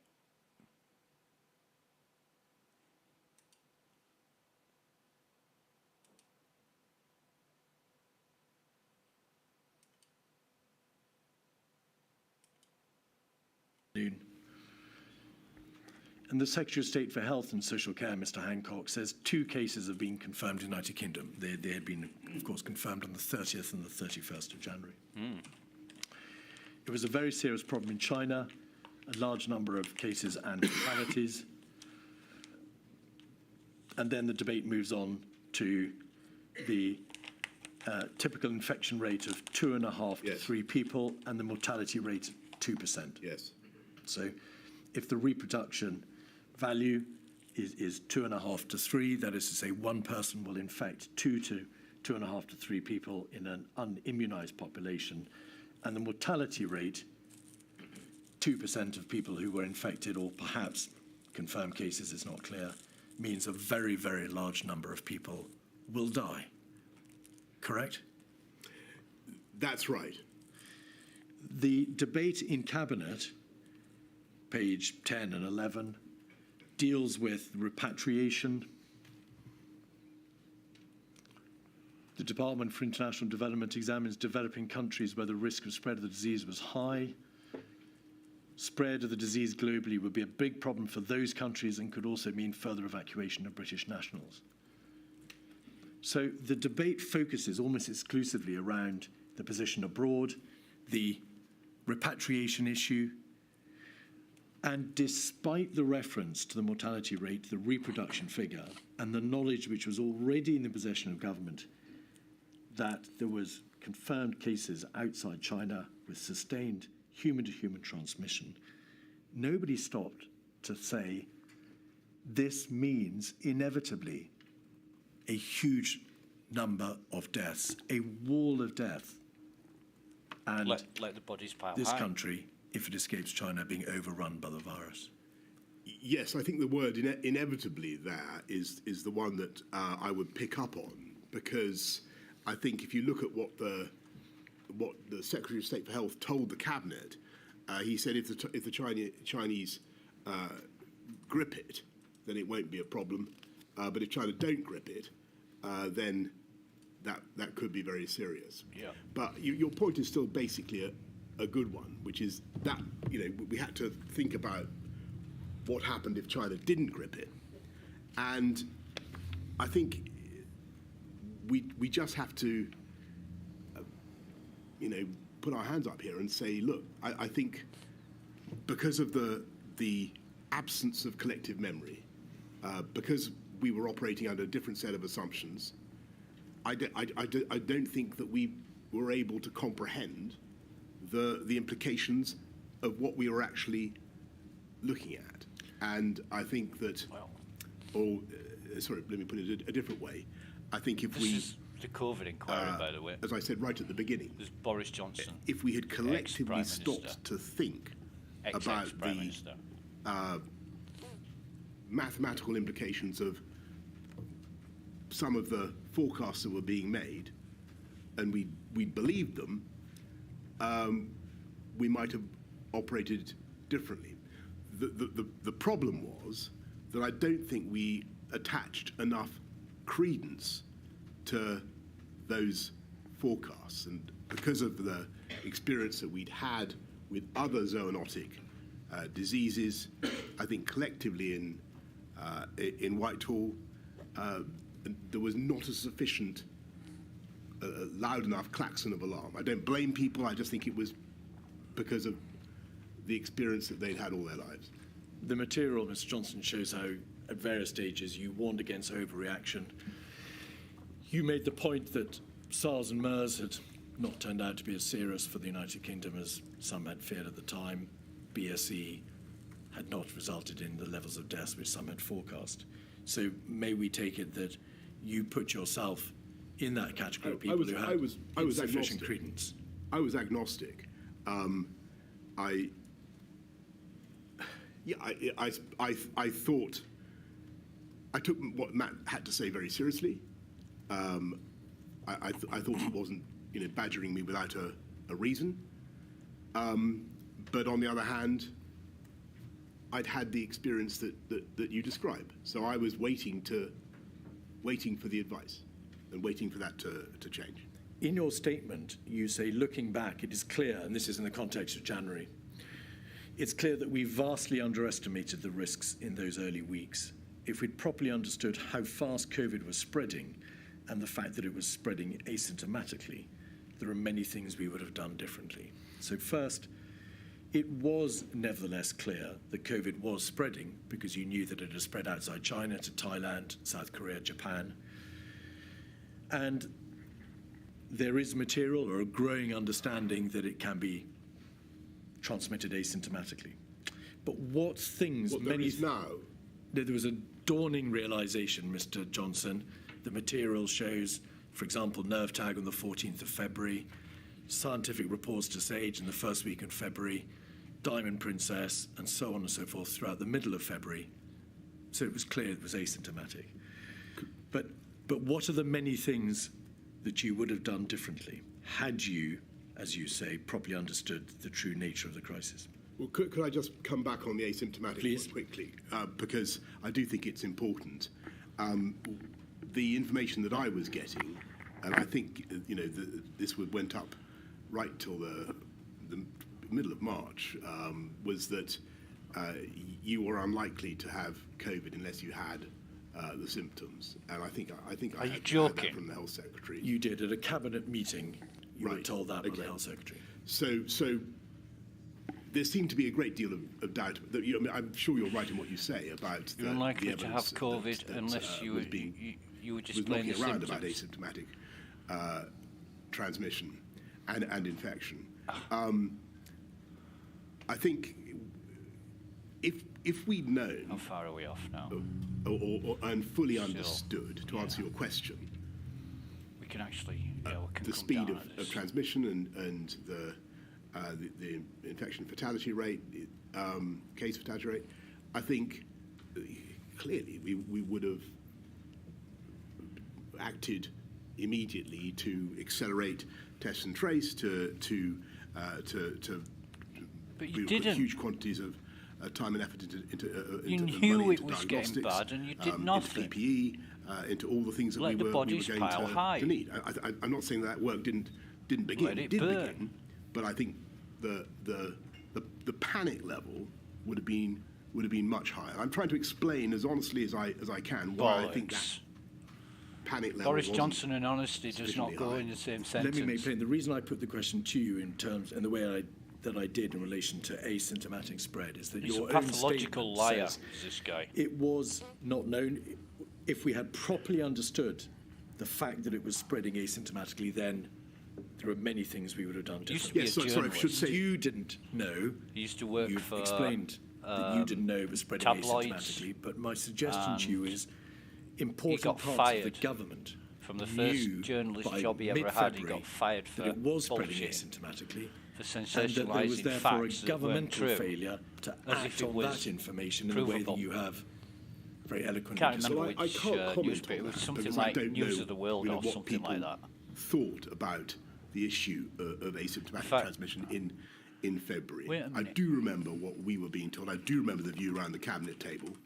I mean, the one thing that has troubled me a lot, I'm sure we'll come on to it, is the March discharge policy, where clearly the question of asymptomatic transmission would be relevant. I'm so sorry to interrupt. Can we come back to that? There's an important contextual position which has to be set out for the purposes of that debate.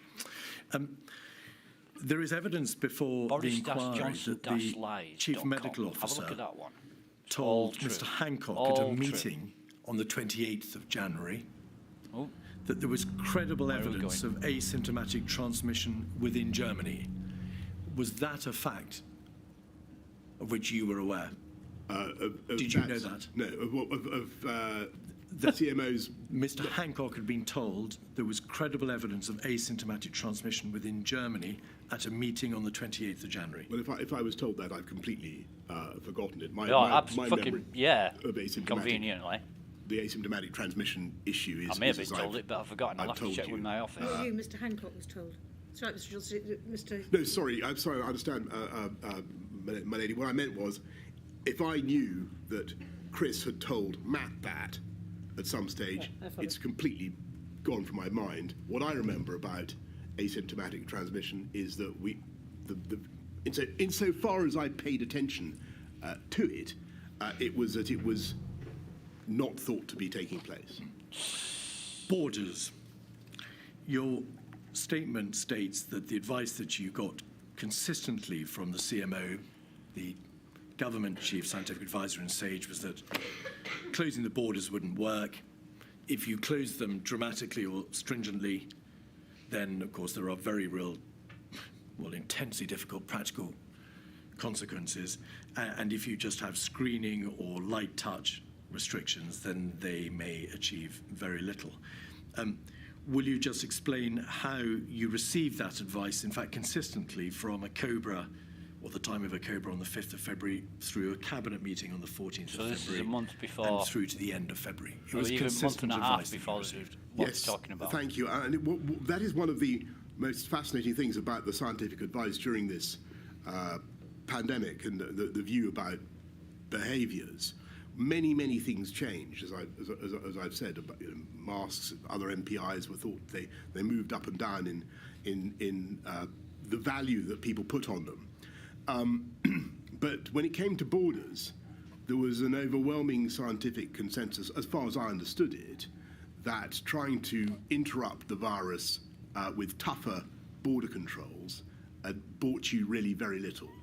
You might delay by a matter of days or perhaps weeks, but you would not stop the virus from entering the UK.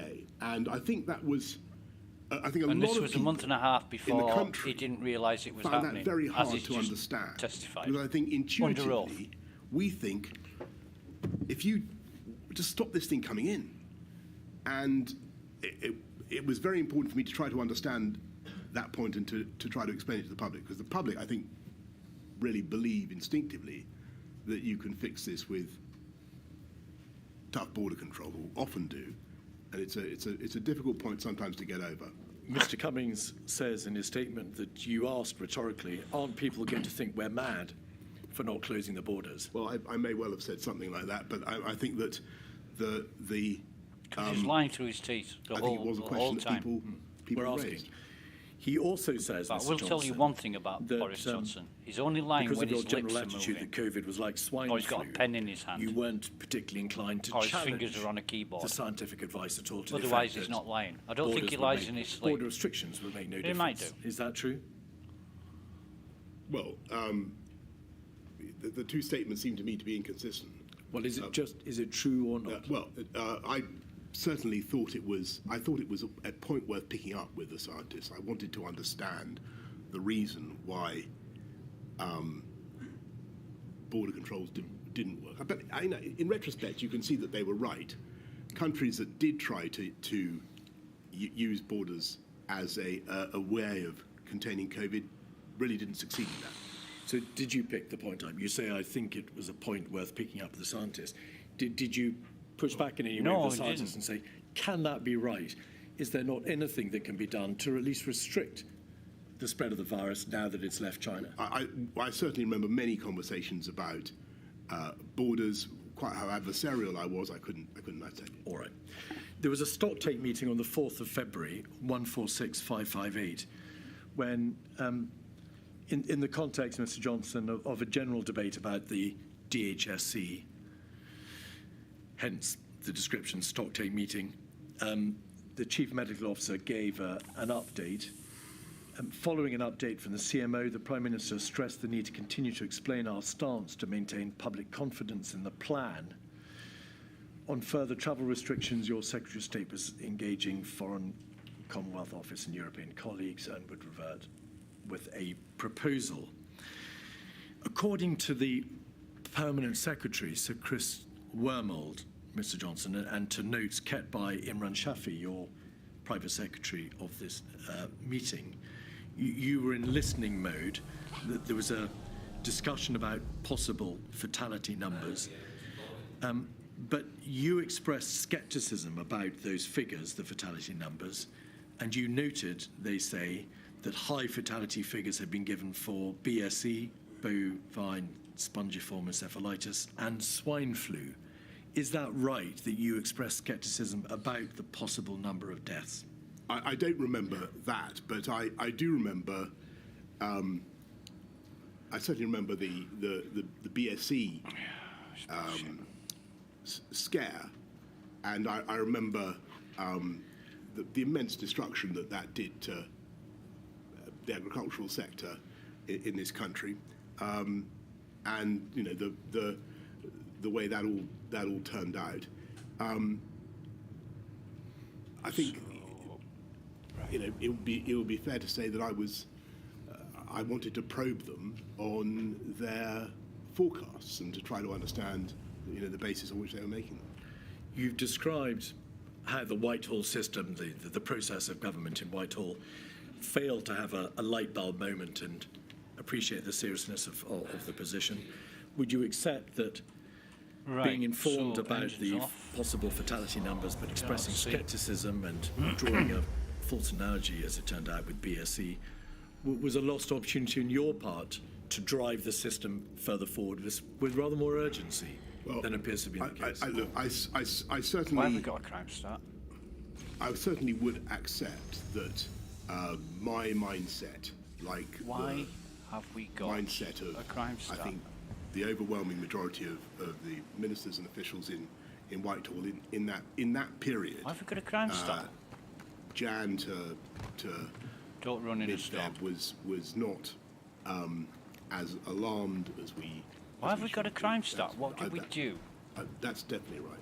236371, page 37. Mr. Cummings sends a text to what was called a number 10 action group. It's dated the 6th of February, Nobody so it's early in February.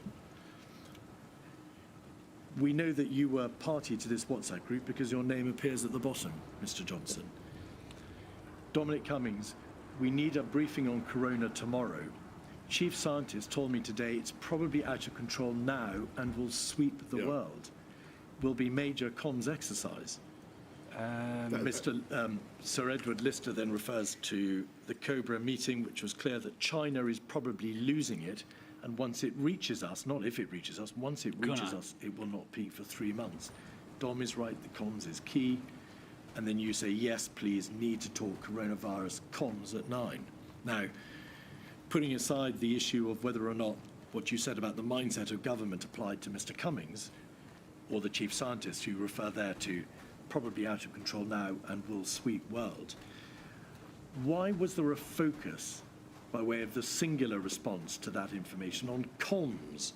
Why didn't any of you say, well, if this virus is probably out of control now and will sweep the world, bearing in mind the fatality numbers, the IFR, the hospitalization rate, why did none of you say, we need to take steps now to deal with infection control, prevent the spread, alert the population, we have a major problem, not focusing on communications? Because I think that it's your point about the infection rate, fatality rate, the consequences. I think that when you read that an Asiatic pandemic is about to sweep the world, you think you've heard it before, and that was the problem. And so I say we need to talk about it, but I think it would be fair to say that the scientific community within Whitehall at that stage was not telling us, that I was not being informed that this was something that was going to require urgent and immediate action. But you knew, and I think that although you're right that we could see the mathematical implications of the reasonable worst case scenario, I think the problem was that we didn't think, and this was our mistake, we didn't think that the RWCS was very likely to happen. That was the problem. we'll come to that. So when I get told, anyway, forgive me. But BSE did not have a 2% fatality rate. Swine flu did not have a 2% fatality rate. So when you say there was an institutional failure to realise the seriousness of the position because of prior Asiatic epidemics, or because of BSE or swine flu, the difference was, and it was known to government, was that COVID had a 2% fatality rate, and BSE and swine flu had not. That is entirely correct, but I think the tragedy is that we were operating, as I said in my statement, on a fallacious inductive logic about previous reasonable worst case scenarios and this one, and this was the one where I'm afraid the worst predictions turned out to be, or almost the worst predictions turned out to be correct. 56137 is a cabinet meeting on the 6th of February, which you, of course, chaired. On page 6, so that the public can understand, Mr. Johnson, that this document, which is minutes of the whole cabinet meeting, has large parts redacted as being sensitive and irrelevant because, of course, cabinet dealt with many other issues other than just coronavirus. But on this page, page 6, cabinet turns to update on coronavirus. It's very serious. Official estimate was around 28,000 cases, but that's likely to be a significant underestimate. The virus didn't appear to have been contained in Wuhan. The mortality rate was only around 2%. There is a reference to a ministerial exercise on this page. So what date is this cabinet? This is the 6th of February. There we are. There will be a tabletop exercise the following week. What was your understanding of that tabletop exercise? Did you attend it? I didn't. Did you have any role in that? I didn't attend it, and I'm sure my officials did. All right. And then just 3 lines above it, the central point to make was that the government had a plan to deal with this illness, and this was guided by science. Did you ask in the course of that cabinet meeting, what, bluntly, is the plan? I understood the plan to be, from what Matt had said and from the discussions I had had, that we would try to isolate, test, and trace people as they arrived. That was what I thought the plan was, and my impression was that we had a good testing system. But I don't. To answer your question directly, I can't be confident. I said in that meeting, what is the plan? But that is my understanding. Stand up, no matter. A week later, on the 14th of February, Mr. Johnson, there's another cabinet meeting and another update, 56138. How small the? Page 1, we see the attendees. Page 6, the update on coronavirus. Right. So there's at least. The Prime Minister 3 said of the them. government and the country needed to be ready for the coronavirus situation to get worse. The public messaging so far had struck the right balance between preparing the public for what might happen and not causing unnecessary alarm. Your focus there, Mr. Johnson, appears to be on messaging, on communications, on ensuring that the public I would expect are aware, 4. but they're not Maximum of 4. caused undue alarm by an overreaction.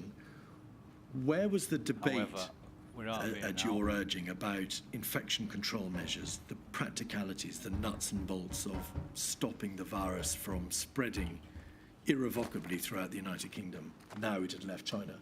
Well, I'm not certain that So, first of all, on messaging, Irrevocably. the messaging was incredibly I important. didn't even know that was a word. Messaging in the end was the most important Irrevocatively, tool we yes, had but not to deal with irrevocably. the virus. I don't wish to, Of course I it don't think is. we should deprecate the importance of messaging. As for measures to tackle infection, spread of infection within the country, we've talked about me. borders, and we've talked about test and trace. Borders didn't really offer a panacea. Test and trace, we were sadly not as well prepared as we should have. So the borders were never going to work. The test and trace couldn't work because it was only for a handful of cases. You've identified no other practical means There of we go, disposal of Klaus, government to nice. prevent the spread of the virus. Why doesn't somebody say, we have a major problem here? Not only is it coming, but the two measures which you've just identified aren't going to work Because and for will the never reason, work. because for the reason I've given you, which is that although we can see the RWCS and we're seeing these numbers, we are not yet believing, perhaps irrationally, but we're not yet believing Jesus. that the RWCL or anything like it is going to happen, and that's fundamentally the problem. Page So your 7, defence is ignorance. there's another reference to the government's plans. There were plans in place. It's not wrong Top of the because I page, didn't know it concluding, the was wrong. government's chief medical officer said that if the virus became widespread in the United Kingdom, there were plans in place.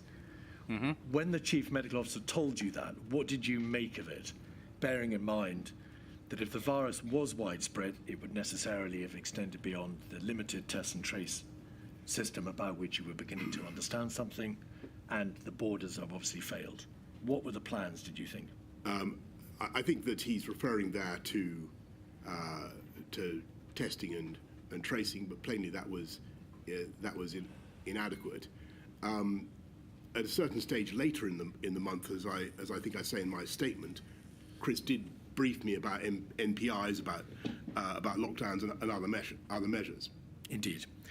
On page 8, you sum up the meeting, Mr. Johnson. You're grateful to the Secretary of State for Health. It was challenging to convince people, grateful to the Secretary of State for Health and Social Care and his department for their work, and in particular for getting the balance of communications right. There was potential for the virus to have a large impact on the UK's economy.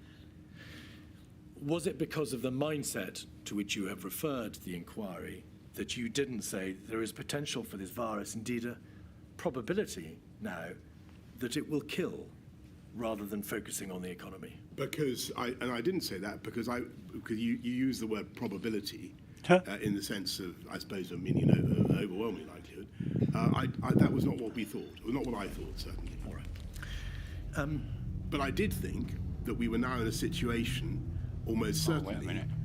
where we were going to have to take a lot of measures to contain it that would Then we can find it. be costly and difficult. So that's the point.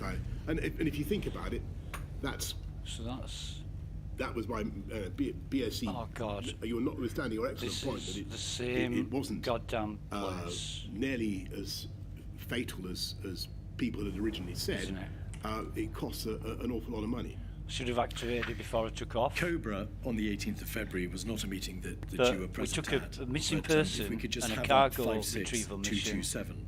at the same time. In broad outline, We found a missing Mr. person Johnson, and we the can see this, I think, cargo from page 7, is at the director the of the same Civil location. Contingency Secretariat And says we found to this Mr. Hancock, over who chaired and the over meeting, again. paragraph 7, there In was fact, there's work only been to a be done handful to of create a missions clear that weren't. plan of activity. So, It's not appropriate for me to ah, ask you and what's it's meant failed, by so that we don't phrase. care. Sorry, this is Matt speaking, is it? No, that's the if it's paragraph 17 on page Good. 7. The chair invited the director of the Civil Contingency Secretariat. This is her responding. Yeah. This is Catherine Hammond. Well, Indeed. they're both 31. That's Crusader. Were you aware, Security contractor evaluation. as Sherman Mr. will Hancock take that. has acknowledged and has told the inquiry, by this date, the 18th of February, that, quote, there was no rule book. The system had to build many parts of the response from scratch, and that there was no central government plan other than the old 2011 pan flu strategy. Were you told that? I was not told that, but that became apparent as the days went on. And clearly, one of the things I hope in this inquiry is that we will have a much better system of planning for these types of events.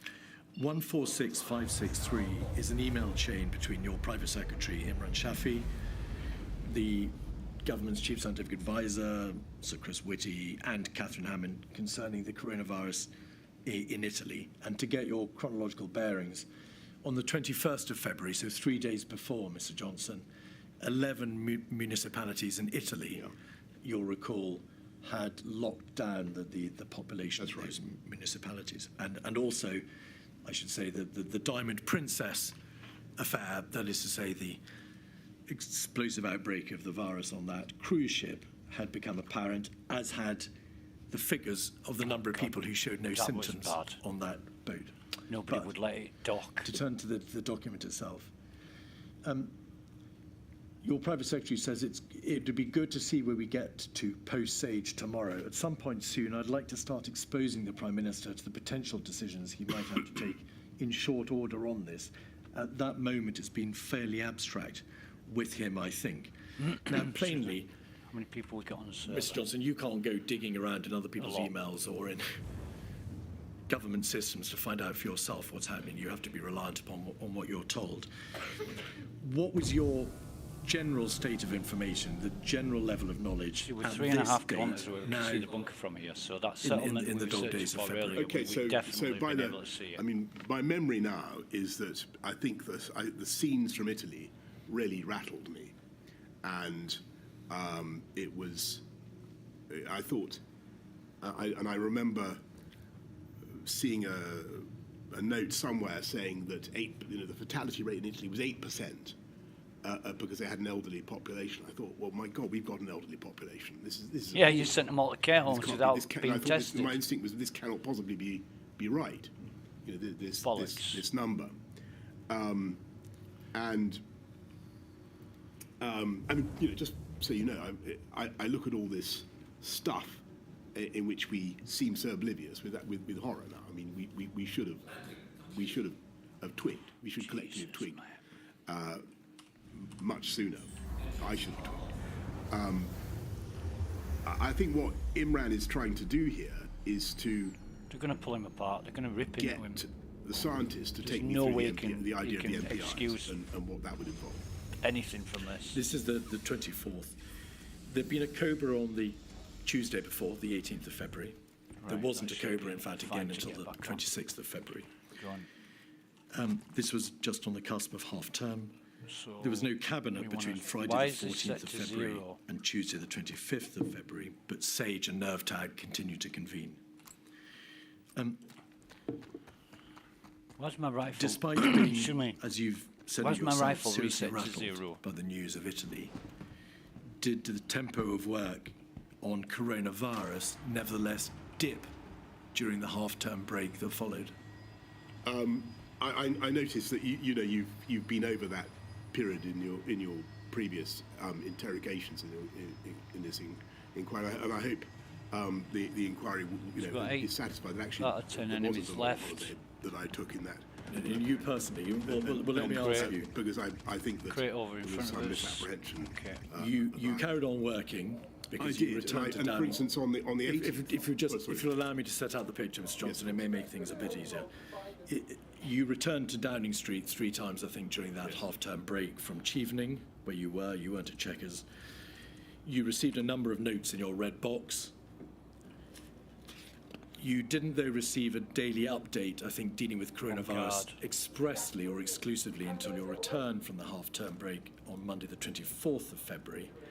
And the question to you is, in the box returns, the box notes that you did receive, what proportion focused on coronavirus? Well, I can tell. I can't tell you that. I can't because I can't remember. But I remember there were certainly conversations going on 7 FPS. about COVID with my officials, and in that very period, I rang President Xi of China to offer the UK's condolences for what was happening in China, to discuss the origins of COVID and to compare notes on what was happening. I also, I think a couple of days later, rang President Trump in America to discuss exactly the same thing. So it was despite what has previously been said to the inquiry by some of the evidence, there was a lot going on, and it really starts to mount in tempo round about the time that we get Catherine Hammond's note of the On the 28th of February. 28th, yes. So the question to you, Mr. Johnson, is this, and nobody is suggesting you put your feet up at Chevening during that week. Well, apart from you, that is. Well, what I'm suggesting to you is, by your very own reference to the fact that tempo increased after the half-term break, between the 14th of February, when Cabinet discussed the plans that would need to be drawn up, to the 25th of February, after half-term, Yeah. relatively little overall was done in terms of responding to this immediate crisis. Was there? I think that sorry, forgive me. Absolutely right. Ms. Gibbs, forgive me. I was referring to a conversation I happened to catch on the between you and a previous witness, in which I thought the impression was being given by somebody that I was relaxing during that period. I think it was Mr. Cummings. It may have been. And not given by me, Mr. Johnson, but by the witness. I take it back unreservedly, Ms. Keith, and I apologize. Yeah, why would you say something I like was that? working throughout the You period, bastard. and the Forgot to tempo check did my gun. increase, particularly during when we got when I saw the message from Catherine Hammond on. I think it was the 2nd of March, but I'm told it was earlier. But there was a meeting on the Friday, the 28th of February, that you attended. That's right. With the CCS. That's right. And Can't fire through stairs. what troubled me was the sheer number Firing a gun. of potential fatalities under the RWCS, and this was just a horrifying figure, and I couldn't believe it. I've got to be honest with you. I thought this because what the paper also said was it may be like a bad flu pandemic, or it may be Went really milder than smoothly. that. And I Very thought, smoothly. well, we have plenty of bad flu pandemics in the UK, and we also have, and if it's milder than that, then it won't be an exceptional thing at all. So why am I also being told that the RWCS is 520,000?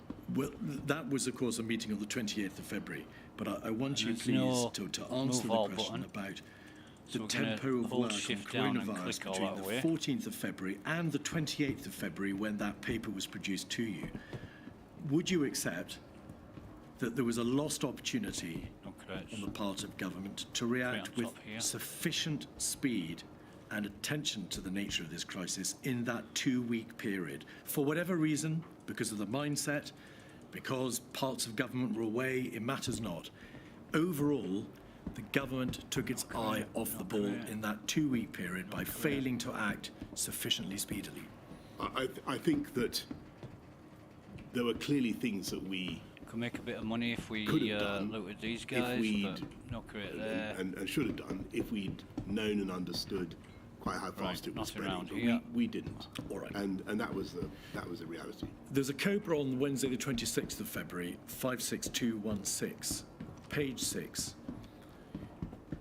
This is a crucial moment, although it's not, again, a COBRA that you were present at, Mr. Johnson, but it is a COBRA of the utmost seriousness, because on page 11, the chair, Mr. Hancock, said the reasonable worst-case planning assumptions looked close to becoming the reasonable planning assumptions as cases in Italy demonstrated the need for heightened alertness. Turning that into plain English, what Mr. Hancock was saying was that the government, which had hitherto been working on the basis of planning for a reasonable worst-case scenario, planning for the worst but hoping for a better outcome, had realised that the reality of the scenario identified by Sir Chris Whitty in January, the second scenario, was looking close to becoming So that's it the for reality. crits. That is to say, the We need reasonable a drink. worst-case scenario was indeed we've coming got to that pass. Not there quite Haven't yet, got but it this was one. looking Let's close. have a look. Would you agree that understanding was a crucial moment? Sorry, what date is this? This is the 26th of February. It's a Cobra you weren't present at, and it's in advance of the receipt by you of the civil Where's the- contingencies paper. Where's it gone? It does look as though that That's funny, meeting but never mind. informed Catherine Hammond's, or helped to inform Catherine Hammond's paper, and perhaps was the reason why I got had the meeting I did, but I couldn't swear to that. I haven't asked you that, in fact, but it may well be, as a matter of my lady, the material shows that the CCS were tasked to provide the paper for you before I'm this, sorry. this meeting. Okay. But the question from this paragraph for you is, as the Prime Minister, were you told that the Cobra, which you had not shared, had been told that the reasonable worst-case scenario No, was looking close to becoming the reality? I don't remember that. Oh, I don't God. remember. The CCS paper, 28th of February, is 182331. I don't remember. Conveniently. The first paragraph, Ms. Hammond says, COVID-19 looks increasingly likely to become a global pandemic, although this is not yet certain. It's the first sentence of this report. Right. Did you so ask Ms. We're Hammond, gonna pop this. how can it not yet be certain when the Yeah, virus has escaped move all China, it's sustained, Put that also. there is in sustained here. Now, how human-to-human many transmission outside have we got China? in a gun? There are 33. cases now in the We'll United take one of Kingdom, those and put that and we have no there. means of preventing its spread. And that one. Why is she saying Honest. it's not yet certain? Right, fine. I We'll think sort that out when we I get don't know out the of here. answer. We've got 10 minutes. Why she's saying we need that. a drink, but we're I going to think get out of here formally first. speaking, it had not yet been declared a global pandemic, and I think it was up to Tedros Ghebreyesus at the WHO to do so, and maybe she's referring to that. But I read it as meaning it's not yet certain to be a major problem. Paragraph 2, based on existing assumptions for severe pan flu outbreak, in a reasonable worst-case scenario, about half of the UK's population this would is become something they ill, went through with and up to factory balance. 520,000 people could die as a direct result of COVID-19. Just pausing there, note the reference to could die as opposed to would die once the virus has self-sustaining community transmission. So, the scientific advice is to use Delphi, these numbers for planning. And that's gone up. They're not a If you prediction. remember, it was right on the bottom Did there, anybody at that meeting, and we have failed another or mission. the meeting in which you had, and we'll come to the actual meeting itself in a moment, but did anybody at the So- meeting at which this paper was discussed ask Ms. Hammond, why is the sole paper from the Civil Contingency Secretariat, the crisis management body in the heart of government, suggesting that these figures are not a prediction Yeah, when, as you've just described, nothing there yet. the information Tango to assist, Cobra Caterpillar. on the 26th of February Referral was saying the 4. reasonable Where's worst-case Referral planning 4? assumption looks close to becoming reality. I can't answer that question, but it's a very good question. Well, Page isn't 2, that paragraph convenient? 9. Referral 4 is there, not too far away. So, The report says we need to strike a balance between taking wait on precautionary that. Well, steps and hang on. overreacting. cutter's rig. As cases spread, the risk of overreacting is reducing We're now Okay, planning we'll for a take that potential for the global laugh. pandemic that would inevitably spread to the UK, so See it if it would, comes up. in this paragraph, inevitably spread. Did you assess, reading this report, Mr. Johnson, that the reference to overreaction was long past and that, in fact, in the striking of that balance, there was now a real emergency and a need to take precautionary steps straight away? I think that I found the paper very alarming, arresting. I remember going to talk to my officials about it, saying, which is it? A severe to mild flu pandemic or an RWCS of 500,000? Because I couldn't understand what I was being asked to anticipate. Reasonable worst So case I've referred to the scenario meeting, of and your WCS. Private Secretary, Iman Shafi, refers at 146636 to the meeting. There it is. Always go the wrong way. It's difficult to read his writing, but there is a reference to the PM asking, what's the strategy? There we are, thank you. Prime Minister, what's the strategy? When are we going to take big decisions? Of what evidence? On what evidence? Of what evidence? And then you say biggest damage done by overreaction. So it looks from the face of this note that your sense that there was a real crisis, that you were extremely rattled, is prevalent in the first sentence.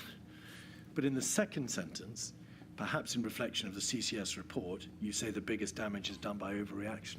I think I'm leaving both possibilities open because that's how it still struck me. I think that in disasters such as this, the actions that government take inevitably also have costs, and I'm sure we're going to come on to this, but that's the balance you have to Where strike. is it, Rog? As the Prime Minister, instead of directing government to respond to the threat of a near existential crisis, you instead warned of the dangers of No, overreaction. I say no. That's what. Listen to the evidence. I say, can when are we going to take some appreciate decisions why on what evidence? One day they were Because saying, I'm do this, I'm looking at go to work. Next day they were the saying, problem don't that's go being to work. presented to me. You know, and it just I confused need the to hell know out of what anybody. the It seemed like the plan government is could going make to up its mind, and they be. couldn't because Boris Johnson I've is like told that. you that I don't like the look Yeah, of there's going to the be a way it's going disaster, into me but at let's all. not overreact. And we You need know, to do something. that could be. And that is the day. I think the 28th. Let's not when do I anything. Remember, and let's now, not I'm not overreact. sure if Chris would confirm. I hang remember on a having a minute, long let's conversation with react. him at some stage around that date, when he takes me through MPI's, what we later refer to as lockdowns, and he tells me about the pros and cons, he gives a sketch of the behavioural fatigue argument, and to do a settlement. he takes me through the if we've got- issues. So I think his what rig, I'm saying I'll is, just well, leave that going if a this minute. is the Let me just problem, check then when am I going to be given We a haven't menu got of it. options about what we're going to do about this? The readout from the meeting So somebody else took that 136750 mission before it disappeared shows from that our you list. called for a major ramp up of OGD, other that government still at department Referral activity for you. on domestic preparedness. But it is And that was lunchtime now. The least we could do. Yes, if you just go gonna- over to I think the second page. Finish up here. Oh, no, there we are. It's the top of the page. Thank and then you. go for some lunch, I think. We need a major ramp up of OGD activity on domestic preparedness. We should use the COBRA meeting to land this point with the Secretaries of State. The Prime So, Minister we'll agreed try with the this approach again. to publish an action plan. That's the plan that was Carry an empty published on the bottle. 3rd of March, was it not? Carry a full bottle, Contain sorry, drink it. delay. He'll review the plan itself over the weekend. You read the draft plan over that weekend, did you not? The 29th and 30th of February. The first plan, yeah. 28th of February and the 1st of March. And you agreed to the then need for another one. early emergency legislation, and then there's a debate about repatriation. Do you, with hindsight, and I emphasise hindsight, Mr. Johnson, accept that the level of seriousness may not have been sufficiently communicated in this direction from you. Yep. Do you say you did enough? Then we drink the I think last that one. I did what I could. I think that the problem is that actually, if you exclude borders and test and trace is not as good And then what as we it do cracked up to is be. start those, And if you're told that They're we've all got ample empty. supplies of PPE, carry that. I was finding it hard to conceptualise exactly what we should be doing. It's made up except bottles for of spear. Right. the MPIs, Okay. and that was the only thing that I'd been given, and All right. we had no So the ship's empty. plan for that. And I don't think the concept of So it messes up. lockdown, Right. Okay. or even the word lockdown, had yet emerged. Indeed not. There was a 25th of February SAGE meeting where So I non-pharmaceutical think, interventions were what we'll debated, do but it now didn't is include store the lockdown. ship, There was a debate about extreme social distancing at the suicide, beginning of and then March. log out. Lockdown doesn't I think appear to it's make gonna be it. the best, But your answer, Mr. Johnson, is I think the problem is that if you So then exclude we'll go get borders some and lunch. test and Maybe trace, back later, but probably be it's watching not the as good as it's COVID cracked down to be. If inquiry. you're It told we've sounds got ample supplies of absolutely PPE, I find it unbelievable, hard to but conceptualise exactly can't what we remember, should be doing. can't answer that question. That debate, that Yes, it was realisation my on your responsibility, part but that there is no effective border control, somebody else the to blame. PPE may be deficient, that there is no effective test and trace, or scaled up test and trace, isolate contact system. I mean, he can't is do absent what other ministers from have all this done, material. which that is debate simply doesn't basically take point the place. finger There at is somebody no else, 'cause he was the general man in charge. realisation. To the ASOP vehicle retrieval The system. virus he is was the one It's that 2% ultimately the fatality rate decision or 1% rested with him. fatality So rate. where he And can say, we haven't got the you know, measures the in place to be able WHO to didn't deal make with it. that That debate decision, he can doesn't put the take onus place. on them. And I But think at the end that's, of the and I day, think that's right, and I that think was- it's it was his basically call. for the same reason that I've given, which is that you know, just like although the people European Court of Human intellectually Rights has said concede that sending that the migrants to Rwanda RWCS is could happen, breaking the law. as Catherine Hammond puts it, they still don't James think Cleverly that it's very likely to happen. and the that's Rwandan the reality. leader, Now, is he in March, on president the or 2nd, prime minister, you chaired your first they've COBRA. just agreed a deal to make it happen. So they completely ignored the European 56217. Court of Human Rights and gone ahead with it anyway, because it doesn't suit what If we look at page 5, paragraph What 2, the we agenda can is. see that you're told It's scandalous, really. that contact tracing for the source of infection for the last 2 cases in the United Kingdom had not been successful. So just pausing there, even the limited test and trace system in the United Kingdom had failed to pick up what was still then only So- relatively few number of cases. It had not picked up the last 2, and that in both France and We will Germany there was now continue with sustained the community testing transmission. the Infinite Cruise because it did work So, earlier. But In terms of infection spread, I'm just going to put this on. it may be and thought, the helmet, and then grab the bottle. well, game over in terms of Get out infection here. spread. There we go. The aim for the delay phase, if contained failed, was to delay the peak of infections, to reduce the peak and to minimise loss of life. Why should healthcare be a hassle? Then in Healthcare paragraph RX, 3, medicine isn't only about the CMO said that interventions to delay the spread of the virus must not be implemented too early in order to ensure maximum effectiveness. Right. So There we'll is- log out here. Material from SPY B, And, one of the SAGE subcommittees, on the 4th and 9th of March, also COBRA Go for some on lunch. the 4th of March and the 9th of March, which demonstrate that the Chief Medical Officer in particular So I'd like to say it was a good test. It was half a test, wasn't it? We never got to do what we intended to do with the settlement. Hopefully next time we can do that. But yeah. Thanks very much for watching. Take care of yourselves. Until next time. Bye for now.